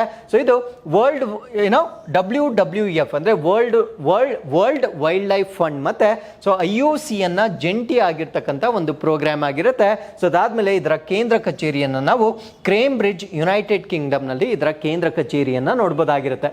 So with this let's get into question number 13. ಮರುಬಳಕೆ ಮಾಡಬಹುದಾದ ಉಡಾವಣಾ ವಾಹನ ಪುಷ್ಪಕ್ನ 2ನೇ ಲ್ಯಾಂಡಿಂಗ್ ಪರೀಕ್ಷೆಯನ್ನು ನಡೆಸಲು ಯಾವ ಬಾಹ್ಯಾಕಾಶ ಸಂಸ್ಥೆ ಸಜ್ಜಾಗಿದೆ? So which space agency is gearing up to conduct the second landing test of reusable launch vehicle Pushpak? So ನಾನು ಹೇಳ್ತಾ ಇರ್ತಕ್ಕಂಥದ್ದು ಲಾಂಚ್ ವೆಹಿಕಲ್, ಉಡಾವಣಾ ವಾಹನ ಅಂತ ಕರಿತೇವೆ. ಫಾರ್ ಎಕ್ಸಾಂಪಲ್ ನಾವು ಇವಾಗ ಒಂದು ಸ್ಯಾಟಲೈಟ್ ಅನ್ನ ಬಾಹ್ಯಾಕಾಶಕ್ಕೆ ಕಳಿಸಬೇಕು, ಅದಕ್ಕೆ ಒಂದು ರಾಕೆಟ್ ಅನ್ನ ಬಳಕೆ ಮಾಡ್ತೇವೆ. ಫಾರ್ ಎಕ್ಸಾಂಪಲ್ ಚಂದ್ರಯಾನ್ 3 ಮಾಡಿದಾಗ ನಾವು ರಾಕೆಟ್ ಅನ್ನ ಬಳಕೆ ಮಾಡಿದ್ವಿ. ಸೊ ಅದನ್ನ ನಾವು ಲಾಂಚ್ ವೆಹಿಕಲ್ ಅಥವಾ ಉಡಾವಣಾ ವಾಹನ ಅಂತ ಕರಿತೇವೆ. ಸೊ ನಾವು ಇಷ್ಟು ವರ್ಷ ಬಳಕೆ ಮಾಡಿರ್ತಕ್ಕಂಥ ಲಾಂಚ್ ವೆಹಿಕಲ್ಸ್ ಏನಿರ್ತವೆ ಸೊ ಅದನ್ನ ಒಂದು ಸತಿ ಯೂಸ್ ಮಾಡಿದ್ರೆ ಅದನ್ನ ಮರುಬಳಕೆ ಮಾಡಲಿಕ್ಕೆ ಸಾಧ್ಯವಾಗೋದಿಲ್ಲ. ಬಟ್ ಈಗ ನಮ್ಮ ಭಾರತ ದೇಶದಲ್ಲಿ ರೀಯೂಸಬಲ್ ಲಾಂಚ್ ವೆಹಿಕಲ್ ಅನ್ನ ಡೆವಲಪ್ ಮಾಡ್ತಾ ಇದ್ದಾರೆ. ಸೊ ಅದನ್ನ ಪ್ರಾಕ್ಟಿಕಲಿ ಯೂಸ್ ಮಾಡೋದಕ್ಕಿಂತ ಮುಂಚೆ ಅದಕ್ಕೆ ಪರೀಕ್ಷೆಗಳನ್ನ ಮಾಡ್ತಾರೆ. ಸೊ ಈಗ first stage of examination complete ಆಗಿರುತ್ತೆ. ಈಗ 2ನೇ ಸ್ಟೇಜ್ ಆಫ್ ಎಕ್ಸಾಮಿನೇಷನ್ ಅನ್ನ ಮಾಡ್ತಾ ಇದ್ದಾರೆ. ಸೊ ಆ ಒಂದು ಲಾಂಚ್ ವೆಹಿಕಲ್ ಅನ್ನ ನಾವೇನಂತ ಕರಿತೀವಿ ಅಂದ್ರೆ ಪುಷ್ಪಕ್ ಅಂತ ಕರಿತೇವೆ. ಸೊ ಯಾವ ಸಂಸ್ಥೆ ಇದನ್ನ ಡೆವಲಪ್ ಮಾಡಿದೆ ಅನ್ನೋದು ನಮ್ಮ ಪ್ರಶ್ನೆ ಆಗಿರುತ್ತೆ. ಸೊ ನಮ್ಮ ಭಾರತದ ಇಸ್ರೋ ಇದನ್ನ ಡೆವಲಪ್ ಮಾಡಿರುತ್ತೆ. ಸೊ ಇದನ್ನ ನಾವೇನಂತ ಕರಿತೀವಿ ಅಂದ್ರೆ ರೀಯೂಸಬಲ್ ಲಾಂಚ್ ವೆಹಿಕಲ್ ಅಂತ ಕರಿತೇವೆ. ಇಲ್ಲಿ ನೋಡಿ RLV ಅಂದ್ರೆ ಮರುಬಳಕೆ ಮಾಡಬಹುದಾಗಿರ್ತಕ್ಕಂಥ ಒಂದು ಉಡಾವಣಾ ವಾಹನವನ್ನ ನಮ್ಮ ಭಾರತ ದೇಶ ಅಭಿವೃದ್ಧಿ ಪಡಿಸಿರುತ್ತೆ.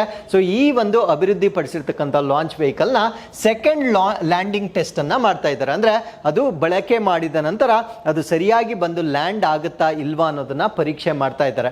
ಹಾಗಿದ್ರೆ the Indian space agency is working to develop essential technologies for fully reusable launch vehicle to reduce the cost. ಯಾಕಂದ್ರೆ ಈ ಲಾಂಚ್ ವೆಹಿಕಲ್ ಅಂತಕ್ಕಂಥದ್ದು ತುಂಬಾ ಎಕ್ಸ್ಪೆನ್ಸಿವ್ ಆಗಿರುತ್ತೆ. ಸೊ ಅದನ್ನ ಕೇವಲ ನಾವು ಒಂದು ಬಾರಿ ಯೂಸ್ ಮಾಡಿದ್ರೆ ಅದು ಎಕನಾಮಿಕ್ ಅಥವಾ ಅದು ವಯಬಲ್ ಆಗಿರೋದಿಲ್ಲ. ಸೊ ಅದರಿಂದ ಅದನ್ನ ಮರುಬಳಕೆ ಮಾಡಿದಷ್ಟು ನಾವು ಎಕಾನಮಿಯನ್ನ ಸೇವ್ ಮಾಡಬಹುದಾಗಿರುತ್ತೆ. ಯಾಕಂದ್ರೆ ನಾವು ಸ್ಪೇಸ್ ಸ್ಟೇಷನ್ ಅನ್ನ ಬಿಲ್ಡ್ ಮಾಡ್ತಕ್ಕಂಥ ಒಂದು ಪ್ಲಾನ್ ಅನ್ನ ಮಾಡ್ತಾ ಇದ್ದೇವೆ. ಅಂದ್ರೆ 2035 ವೇಳೆಗೆ ಸೊ ಬಾಹ್ಯಾಕಾಶದಲ್ಲಿ ಒಂದು ಕೇಂದ್ರವನ್ನ ಸ್ಥಾಪನೆ ಮಾಡ್ತಕ್ಕಂಥ ಒಂದು ಯೋಜನೆಯನ್ನ ಇಟ್ಕೊಂಡಿರ್ತೇವೆ. ಸೊ ಈ ಒಂದು ಕೇಂದ್ರವನ್ನ ಸ್ಥಾಪನೆ ಮಾಡಬೇಕಾಗಿದ್ರೆ ನಾವು ರಿಯೂಸಬಲ್ ಲಾಂಚ್ ವೆಹಿಕಲ್ಸ್ ಅನ್ನ ತಯಾರಿ ಮಾಡಿದರೆ ಸೊ ನಮ್ಮ ಎಕ್ಸ್ಪೆನ್ಸಸ್ ಅನ್ನ ನಾವು ಸಾಕಷ್ಟು ಕಡಿಮೆ ಮಾಡ್ತಕ್ಕಂಥ ಒಂದು ಸಾಧ್ಯತೆ ಇರುತ್ತೆ. ಹಾಗಿದ್ರೆ ಇದರ ಆಬ್ಜೆಕ್ಟಿವ್ ಅಥವಾ ಉದ್ದೇಶ ಏನು ಅಂದ್ರೆ ಹೈಪರ್ಸಾನಿಕ್ ಫ್ಲೈಟ್ ಮತ್ತೆ ಆಟೋನಾಮಸ್ ಲ್ಯಾಂಡಿಂಗ್ ಮತ್ತೆ ಪವರ್ಡ್ ಕ್ರೂಸ್ ಫ್ಲೈಟ್ ಅಂತ ಕರಿತೇವೆ. ಅಂದ್ರೆ ಹೈಪರ್ಸಾನಿಕ್ ಅಂದ್ರೆ ಈ ಶಬ್ದದ ವೇಗಕ್ಕಿಂತ ಹೆಚ್ಚಿನ ವೇಗದಲ್ಲಿ ಟ್ರಾವೆಲ್ ಮಾಡ್ತಕ್ಕಂಥ ಲಾಂಚ್ ವೆಹಿಕಲ್ಸ್ ಗಳಾಗಿರ್ಬೋದು, ಅಥವಾ ಈ ಒಂದು ಪವರ್ಡ್ ಕ್ರೂಸ್ ಫ್ಲೈಟ್ ಅಥವಾ ಆಟೋನಾಮಸ್ ಲ್ಯಾಂಡಿಂಗ್ ಅಂತ ಕರಿತೇವೆ. ಆಟೋನಾಮಸ್ ಅಂದ್ರೆ ತನ್ನಷ್ಟಕ್ಕೆ ತಾನೇ ಲ್ಯಾಂಡ್ ಆಗ್ತಕ್ಕಂಥ ವ್ಯವಸ್ಥೆಗಳು. ಸೊ ಇದನ್ನೆಲ್ಲ ಅಭಿವೃದ್ಧಿ ಪಡಿಸ್ತಕ್ಕಂಥದ್ದು ಈ ಒಂದು ರೀಯೂಸಬಲ್ ಲಾಂಚ್ ವೆಹಿಕಲ್ ಅನ್ನ ಡೆವಲಪ್ ಮಾಡ್ತಾ ಇರ್ತಕ್ಕಂಥ ಉದ್ದೇಶವಾಗಿರುತ್ತೆ. ಹಾಗಿದ್ರೆ ನಾನು ಪ್ರಶ್ನೆಯಲ್ಲೇ ಹೇಳಿದಾಗೆ ಇದು ಸೆಕೆಂಡ್ ಟೆಸ್ಟ್ ಆಗಿರುತ್ತೆ. ಸೆಕೆಂಡ್ ಟೆಸ್ಟ್ ಆಗಿದ್ರೆ ಮೊದಲ ಪರೀಕ್ಷೆಯನ್ನ ಎಲ್ಲಿ ಕಂಡಕ್ಟ್ ಮಾಡಿದ್ರು ಅನ್ನೋದನ್ನ ನೀವು ನಮಗೆ ಕಮೆಂಟ್ಸ್ ಅಲ್ಲಿ ತಿಳಿಸಬಹುದಾಗಿರುತ್ತೆ. ಇದು ನಮ್ಮ ಕರ್ನಾಟಕಕ್ಕೆ ಸಂಬಂಧಪಟ್ಟಿರ್ತಕ್ಕಂಥ ಒಂದು ಪ್ಲೇಸ್ ನಲ್ಲಿ ಮೊದಲ ಪರೀಕ್ಷೆಯನ್ನ ಕಂಡಕ್ಟ್ ಮಾಡಿರ್ತಾರೆ. ಅದು ಎಲ್ಲಿ ಅನ್ನೋದನ್ನ ನೀವು ನಮಗೆ ಕಮೆಂಟ್ಸ್ ಅಲ್ಲಿ ತಿಳಿಸಬಹುದಾಗಿರುತ್ತೆ. ಸೊ ಪ್ರೀವಿಯಸ್ ಮೈಲ್ ಸ್ಟೋನ್ ಏನು ಅಂದರೆ ಫಸ್ಟ್ ಸಕ್ಸಸ್ಫುಲ್ ಟೆಸ್ಟ್ ಅನ್ನ ಏಪ್ರಿಲ್ 2, 2023 ಕಂಡಕ್ಟ್ ಮಾಡಿರ್ತಾರೆ. Cost reduction. ಸೊ ಈ ಒಂದು ರೀಯೂಸಬಲ್ ಲಾಂಚ್ ವೆಹಿಕಲ್ ಅನ್ನ ಮಾಡೋದ್ರಿಂದ ನಾವು ಮಾಡ್ತಕ್ಕಂಥ ಉಡಾವಣೆಗಳಲ್ಲಿ ಸಾಕಷ್ಟು ಹಣವನ್ನ ನಾವು ಸೇವ್ ಮಾಡ್ತಕ್ಕಂಥ ಒಂದು ಸಾಧ್ಯತೆ ಇರುತ್ತೆ. ಹಾಗಿದ್ರೆ ರೀಯೂಸಬಲ್ ಲಾಂಚ್ ವೆಹಿಕಲ್ ಮತ್ತೆ ಎಕ್ಸ್ಪೆಂಡಬಲ್ ಲಾಂಚ್ ವೆಹಿಕಲ್ ಅಂತ ಕರಿತೇವೆ. ರೀಯೂಸಬಲ್ ಅಂದ್ರೆ ಮರುಬಳಕೆ ಮಾಡಬಹುದಾಗಿರ್ತಕ್ಕಂಥ, ಎಕ್ಸ್ಪೆಂಡಬಲ್ ಅಂದ್ರೆ ಏಕ ಬಾರಿ ಮಾತ್ರ ನಾವು ಬಳಕೆ ಮಾಡಲಾಗುತ್ತೆ. ಎಕ್ಸ್ಪ್ಯಾಂಡಬಲ್ ಅಲ್ಲ, ಇದು ಎಕ್ಸ್ಪೆಂಡಬಲ್ ಅಂದ್ರೆ ಸೊ ಯೂಸ್ ಅಂಡ್ ಥ್ರೋ ಅಂತ ನಾವೇನ್ ಹೇಳ್ತೇವೆ. ಸೊ ಅದನ್ನ ಒನ್ ವರ್ಡ್ ಅಲ್ಲಿ ನಾವೇನಂತ ಹೇಳ್ಬೋದಾಗಿರುತ್ತೆ ಅಂದ್ರೆ ಎಕ್ಸ್ಪೆಂಡಬಲ್ ಲಾಂಚ್ ವೆಹಿಕಲ್ ಅಂತ ಹೇಳ್ಬೋದಾಗಿರುತ್ತೆ. ಸೊ ಇವೆರಡರ ನಡುವೆ ಇರ್ತಕ್ಕಂಥ ವ್ಯತ್ಯಾಸ ಏನು ಅಂದ್ರೆ ಈ ರೀಯೂಸಬಲ್ ಲಾಂಚ್ ವೆಹಿಕಲ್ಸ್ ಅನ್ನ ನಾವು ಪದೇ ಪದೇ ಯೂಸ್ ಮಾಡಬಹುದಾಗಿರುತ್ತೆ. ಅದರಿಂದ ನಾವು ಸಾಕಷ್ಟು ಹಣವನ್ನ ಸೇವ್ ಮಾಡಬಹುದಾಗಿರುತ್ತೆ. ಸೊ ಅದಾದ್ಮೇಲೆ ಒಂದು ಮಿಷನ್ ಅನ್ನ ಕಂಪ್ಲೀಟ್ ಮಾಡಿದ ನಂತರ ಸೊ ಆ ಒಂದು ಲಾಂಚ್ ವೆಹಿಕಲ್ ಅನ್ನ ನಾವು ರೀಫರ್ಬಿಶ್ ಮಾಡಬಹುದಾಗಿರುತ್ತೆ. ರೀಫರ್ಬಿಶ್ ಅಂದ್ರೆ ಸೊ ಅದರಲ್ಲಿ ಏನಾದರೂ ಪಾರ್ಟ್ಸ್ಗಳು ಡ್ಯಾಮೇಜ್ ಆಗಿದ್ದರೆ ಸೊ ಅದನ್ನ ರೀಪ್ಲೇಸ್ ಮಾಡುವುದರ ಮುಖಾಂತರ ಸೊ ಅದನ್ನ ಮತ್ತೊಮ್ಮೆ ಲಾಂಚ್ ವೆಹಿಕಲ್ ಆಗಿ ಕ್ರಿಯೇಟ್ ಮಾಡ್ತಕ್ಕಂಥ ಒಂದು ಸಾಧ್ಯತೆ ಇರುತ್ತೆ. ಸೊ ಅದಾದ್ಮೇಲೆ ಎಕ್ಸ್ಪೆಂಡಬಲ್ ಲಾಂಚ್ ವೆಹಿಕಲ್ ಏನಿರುತ್ತೆ ಅದನ್ನ ನಾವು ಒಂದೇ ಒಂದು ಸಾರಿ ಯೂಸ್ ಮಾಡ್ತೇವೆ. ಸೊ ಒಂದ್ಸತಿ ಅದನ್ನ ಪೇಲೋಡ್ ಅನ್ನ ಡೆಲಿವರಿ ಮಾಡಿದ ನಂತರ ಅದು ವಾಪಸ್ ಬರೋವಾಗ ಏನಾಗುತ್ತೆ ಅಂದ್ರೆ ನಮ್ಮ ಅಟ್ಮಾಸ್ಫಿಯರ್ ಅಥವಾ ವಾಯುಗೋಳದ ಸಂಪರ್ಕಕ್ಕೆ ಬಂದಾಗ ಅದು ಸಂಪೂರ್ಣವಾಗಿ ಬರ್ನ್ ಆಗಿ ಆಶಸ್ ಆಗುತ್ತೆ ಅಥವಾ ಬೂದಿಯಾಗಿ ಕನ್ವರ್ಟ್ ಆಗುತ್ತೆ. ಸೊ ಅದರಿಂದ ನಾವು ಮರುಬಳಕೆ ಮಾಡಲಿಕ್ಕೆ ಸಾಧ್ಯವಾಗೋದಿಲ್ಲ. ಬಟ್ ಈ ಒಂದು ಎಕ್ಸ್ಪೆಂಡಬಲ್ ಲಾಂಚ್ ವೆಹಿಕಲ್ ಅಲ್ಲಿ ಒಂದು ಅಡ್ವಾಂಟೇಜ್ ಕೂಡ ಇದೆ. ಆ ಒಂದು ಅಡ್ವಾಂಟೇಜ್ ಏನು ಅಂದ್ರೆ ಪ್ರೊಡಕ್ಷನ್ ಕಾಸ್ಟ್ ಕಡಿಮೆ ಇರುತ್ತೆ. ಯಾಕಂದ್ರೆ ಅದನ್ನ ಒಂದೇ ಬಾರಿ ಬಳಕೆ ಮಾಡೋದ್ರಿಂದ ಸೊ ಅದರಲ್ಲಿ ಜಾಸ್ತಿ ಟೆಕ್ನಾಲಜಿಯನ್ನ ಯೂಸ್ ಮಾಡೋ ಅವಶ್ಯಕತೆ ಇಲ್ಲ. ಸೊ ಅದರ ಟೆಕ್ನಾಲಜಿ ತುಂಬಾ ಸಿಂಪಲ್ ಆಗಿರೋದ್ರಿಂದ ಸೊ ಅದರ ಉತ್ಪಾದನೆ ಮಾಡ್ತಕ್ಕಂಥದ್ದು ಬಹಳ ಈಸಿ ಆಗಿರುತ್ತೆ ಅಥವಾ ವೆಚ್ಚದಾಯಕವಾಗಿರುತ್ತೆ. ಸೊ ಅದಾದ್ಮೇಲೆ ಎಂಟೈರ್ ಫ್ಯೂಯಲ್ ಸಪ್ಲೈ ಅದು ಎಂಟೈರ್ ಫ್ಯೂಯಲ್ ಸಪ್ಲೈಯನ್ನ ಬರ್ನ್ ಮಾಡ್ತಕ್ಕಂಥ ಒಂದು ಸಾಧ್ಯತೆ ಇರುತ್ತೆ. ಸೊ ಅದಾದ್ಮೇಲೆ ಪೇಲೋಡ್ ಕೆಪಾಸಿಟಿ ಜಾಸ್ತಿ ಇರುತ್ತೆ. ಪೇಲೋಡ್ ಅಂದ್ರೆ ಅದನ್ನ ಯಾವುದೇ ಒಂದು ಸ್ಯಾಟಲೈಟ್ ಅನ್ನ ನಾವು ಲಾಂಚ್ ಮಾಡಬೇಕಾಗಿದ್ರೆ ಅದಕ್ಕೆ ಒಂದು ಶಕ್ತಿ, ಥರ್ಸ್ಟ್ ಅಂತ ಕರಿತೇವೆ. ಸೊ ಅದ ಉಡಾವಣಾ ಸಾಮರ್ಥ್ಯ ಅಂತ ಕರಿತೇವೆ. ಹೆಚ್ಚಿನ ಉಡಾವಣಾ ಸಾಮರ್ಥ್ಯವನ್ನ ನಾವು ಈ ಎಕ್ಸ್ಪೆಂಡಬಲ್ ಲಾಂಚ್ ವೆಹಿಕಲ್ಸ್ ಅಲ್ಲಿ ನಾವು ಗಮನಿಸಬಹುದಾಗಿರುತ್ತೆ. So with this let's get into question number 14. ಭಾರತದ ಮೊದಲ ಜಿಯೋ ಹೆರಿಟೇಜ್ ಸೈಟ್ ಎಂದು ಅಧಿಕೃತವಾಗಿ ಗುರುತಿಸಲ್ಪಟ್ಟಿದೆ. ಯಾವ ಪ್ರದೇಶವನ್ನ ಮೊದಲ ಜಿಯೋ ಹೆರಿಟೇಜ್ ಸೈಟ್ ಅಂತ ಗುರುತಿಸಲಾಗಿದೆ. So what place has been officially recognised as India's first Jio heritage site. Actually ಎಲ್ಲಾ ಪೇಪರ್ ಅಲ್ಲೂ ಭಾರತದ ಮೊದಲ ಅಂತ ಕೊಟ್ಟಿದ್ದಾರೆ. ಭಾರತದಲ್ಲಿ ಆಲ್ರೆಡಿ ಅನೇಕ ಜಿಯೋ ಹೆರಿಟೇಜ್ ಸೈಟ್ ಗಳನ್ನ ನಾವು ನೋಡಬಹುದಾಗಿರುತ್ತೆ. ಜಿಯೋ ಅಂದ್ರೆ ಭೂಗೋಳಕ್ಕೆ ಸಂಬಂಧಪಟ್ಟಿರ್ತಕ್ಕಂಥ ಪಾರಂಪರಿಕ ಸ್ಥಳಗಳು.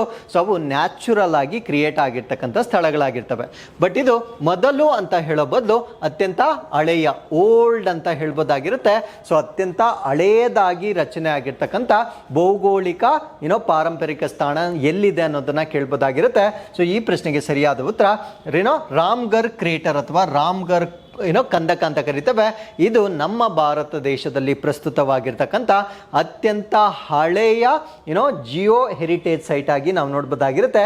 ಸೊ ಈ ಚಿತ್ರದಲ್ಲಿ ನೀವೇನು ನೋಡ್ತಾ ಇದ್ದೀರಾ, ಸೊ ಇದೊಂದು ಬೃಹತ್ ಆಗಿರ್ತಕ್ಕಂಥ ಹಳ್ಳವಾಗಿರುತ್ತೆ. ಸೊ ಯಾವಾಗ ಈ ಒಂದು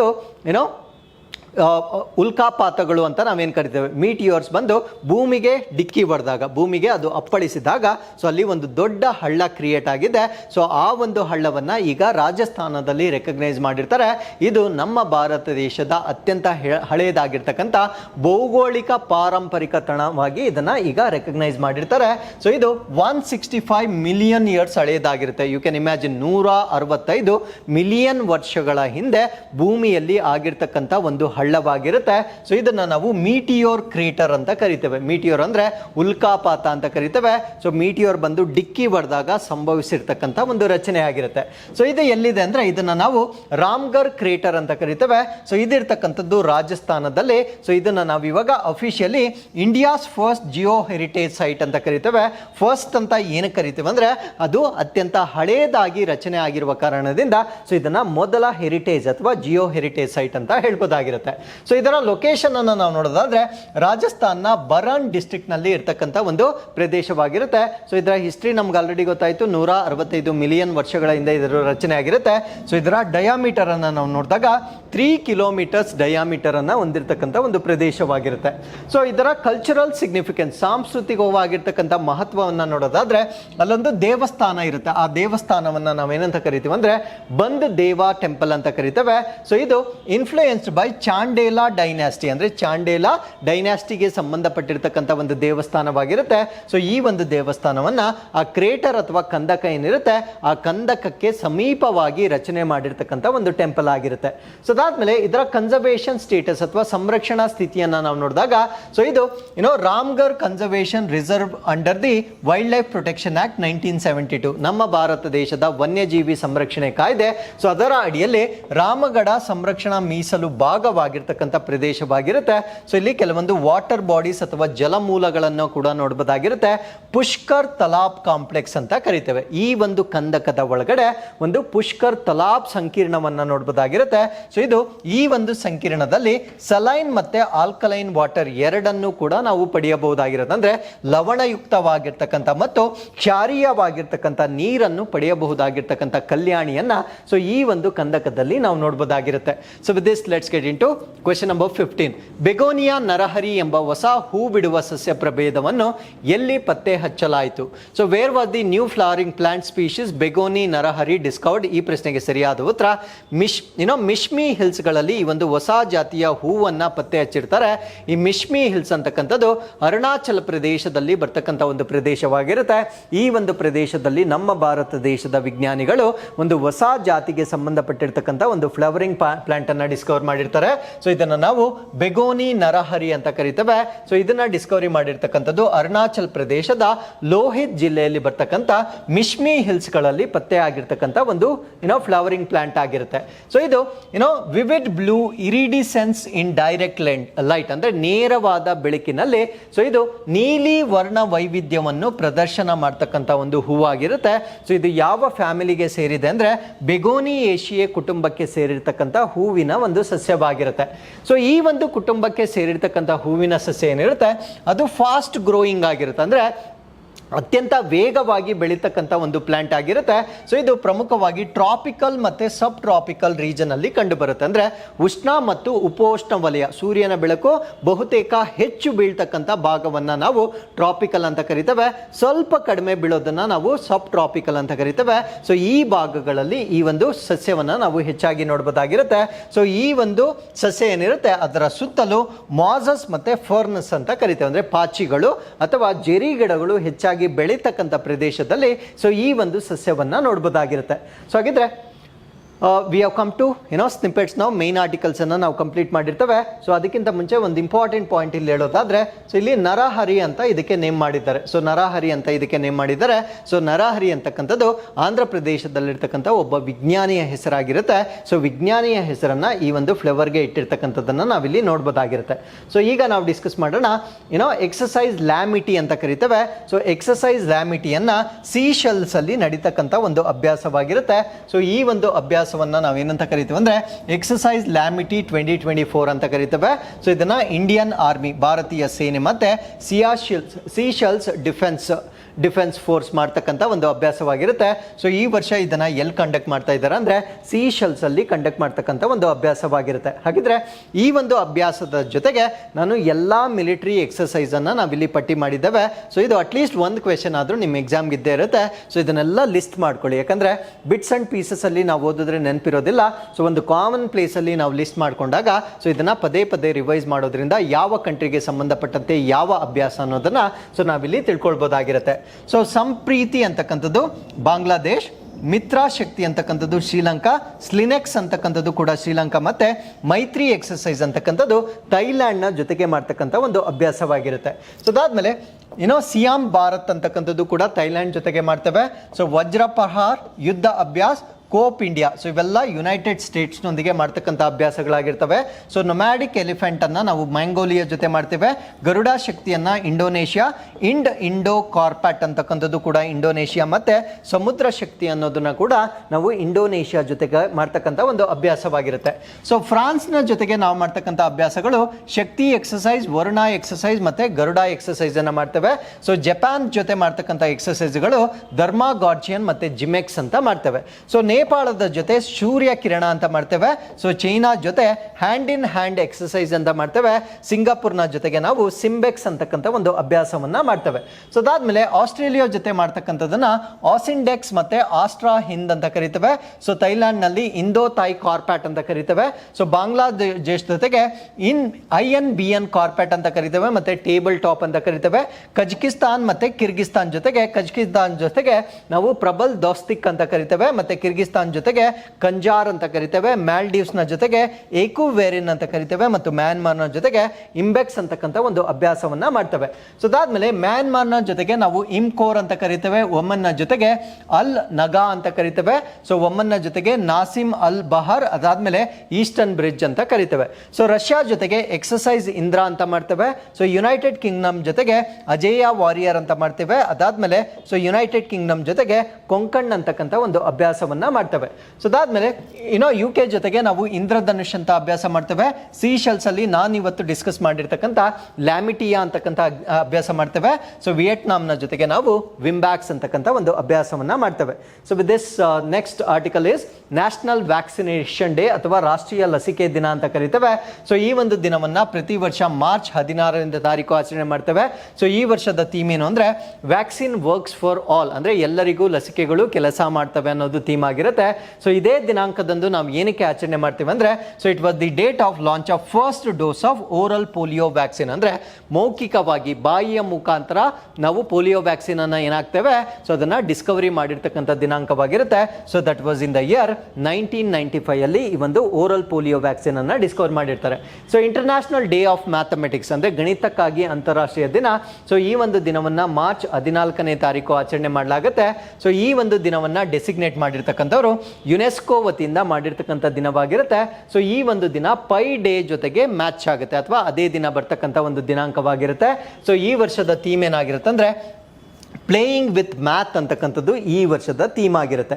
ಸೊ ನೆಕ್ಸ್ಟ್ ಬಂದು ವರ್ಲ್ಡ್ ಕನ್ಸ್ಯೂಮರ್ ರೈಟ್ಸ್ ಡೇ, ಅಂದರೆ ವಿಶ್ವ ಗ್ರಾಹಕ ಹಕ್ಕುಗಳ ದಿನ 2024. ಸೊ ಈ ಒಂದು ದಿನವನ್ನು ಪ್ರತಿ ವರ್ಷ ಮಾರ್ಚ್ 15ನೇ ತಾರೀಕು ಆಚರಣೆ ಮಾಡಲಾಗುತ್ತೆ.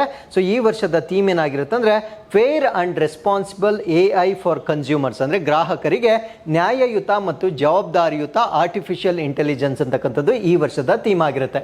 ಪೈ ಡೇ 2024 ಅಥವಾ ಪೈ ದಿನ 2024. ಸೊ ಈ ಒಂದು ದಿನವನ್ನು ಪ್ರತಿ ವರ್ಷ ಮಾರ್ಚ್ 14ನೇ ತಾರೀಕು ಆಚರಣೆ ಮಾಡಲಾಗುತ್ತೆ. ಫಾರ್ ಎಕ್ಸಾಂಪಲ್ 22 2/7 ಇದನ್ನು ನಾವು ಪೈ ಅಂತ ಕರಿತೇವೆ. ಸೊ ಇದನ್ನು ಸಿಂಪ್ಲಿಫೈ ಮಾಡಿದಾಗ 3.14 ಅಂತ ಬರುತ್ತೆ. ಸೊ 3 ಅನ್ನೋದು ಮಾರ್ಚ್ ಆಗಿರುತ್ತೆ, ಸೊ 14 ಅನ್ನೋದು ಡೇಟ್ ಆಗಿರುತ್ತೆ. ಈ ಒಂದು ಕಾರಣದಿಂದ ಸೊ ಮಾರ್ಚ್ 14ನೇ ತಾರೀಕನ್ನು ಪೈ ಡೇ ಆಗಿ ಸೆಲೆಬ್ರೇಟ್ ಮಾಡ್ತಕ್ಕಂಥದ್ದನ್ನು ನಾವಿಲ್ಲಿ ನೋಡ್ಬೋದಾಗಿರುತ್ತೆ. So international day of action for rivers ಅಂದರೆ ನದಿಗಳನ್ನು ಉಳಿಸಲಿಕ್ಕೆ ಅಂತಾರಾಷ್ಟ್ರೀಯ ದಿನ. ಈ ಒಂದು ದಿನವನ್ನು ನಾವು ಪ್ರತಿ ವರ್ಷ ಮಾರ್ಚ್ 14ನೇ ತಾರೀಕು ಆಚರಣೆ ಮಾಡ್ತೇವೆ. ಸೊ ಈ ವರ್ಷದ ಥೀಮನ್ನು ನಾವು ವಾಟರ್ ಫಾರ್ ಆಲ್ ಅಥವಾ ಎಲ್ಲರಿಗಾಗಿ ನೀರು ಅಂತಕ್ಕಂಥದ್ದು ಈ ವರ್ಷದ ಥೀಮ್ ಆಗಿರುತ್ತೆ. ಸೊ ಇಲ್ಲಿಗೆ ಆಲ್ಮೋಸ್ಟ್ 4 ದಿನಗಳ ಪ್ರಚಲಿತ ಘಟನೆಗಳನ್ನು ನಾನು ಕಂಪೇಲ್ ಮಾಡಿ ಸೊ ನಿಮ್ಮ ಜೊತೆಗೆ ಡಿಸ್ಕಸ್ ಮಾಡಿರ್ತಾನೆ. ಸೊ ಇದ್ರ ಜೊತೆಗೆ ಇವತ್ತಿನ ಕ್ವಿಝನ್ನು ನಾನು ಇಲ್ಲಿ ಕೊಟ್ಟಿರ್ತಾನೆ. So you can just pause the video here, go through the questions and give me the answers. ಸೊ ಇದು ಪ್ರಶ್ನೆ ಸಂಖ್ಯೆ 1 ಆಗಿರುತ್ತೆ. ಸೊ ಇದು ಪ್ರಶ್ನೆ ಸಂಖ್ಯೆ ಆಗಿರುತ್ತೆ. ಸೊ ಇಲ್ಲಿಗೆ ಇವತ್ತಿನ ಎಲ್ಲ ಪ್ರಚಲಿತ ಘಟನೆಗಳನ್ನು ನಾನು ಕಂಪ್ಲೀಟ್ ಮಾಡಿರ್ತೇನೆ. ಸೊ ನಾಳಿನ ಎಪಿಸೋಡ್ನಲ್ಲಿ ಪೆಂಡಿಂಗ್ ಇರ್ತಕ್ಕಂಥ ಸಬ್ಜೆಕ್ಟ್ಗಳು ಅಥವಾ ಕರೆಂಟ್ ಅಫೇರ್ಸ್ಗಳು ಮತ್ತು ನಾಳಿನ ಅಪ್ಡೇಟ್ಸನ್ನು ಒಟ್ಟಿಗೆ ಸೇರಿಸಿ ಸೊ ನಾನು ಇನ್ಕ್ವೆಸ್ಟನ್ನು ಕಂಪ್ಲೀಟ್ ಮಾಡ್ತೇನೆ. ಸೊ ಇಲ್ಲಿಗೆ ಸೊ ಇವತ್ತಿನ ಡಿಸ್ಕಷನನ್ನು ನಾನು ಕಂಪ್ಲೀಟ್ ಮಾಡ್ತಾ ಇದ್ದೇನೆ. ಸೊ ಮತ್ತೊಮ್ಮೆ ನಾಳಿನ ಅಪ್ಡೇಟ್ಸ್ನೊಂದಿಗೆ ನಾನು ನಿಮ್ಮನ್ನು ಭೇಟಿ ಆಗ್ತೇನೆ. ಸೊ ಅಲ್ಲಿವರೆಗೂ keep reading, take care of yourselves and thank you very much for watching this.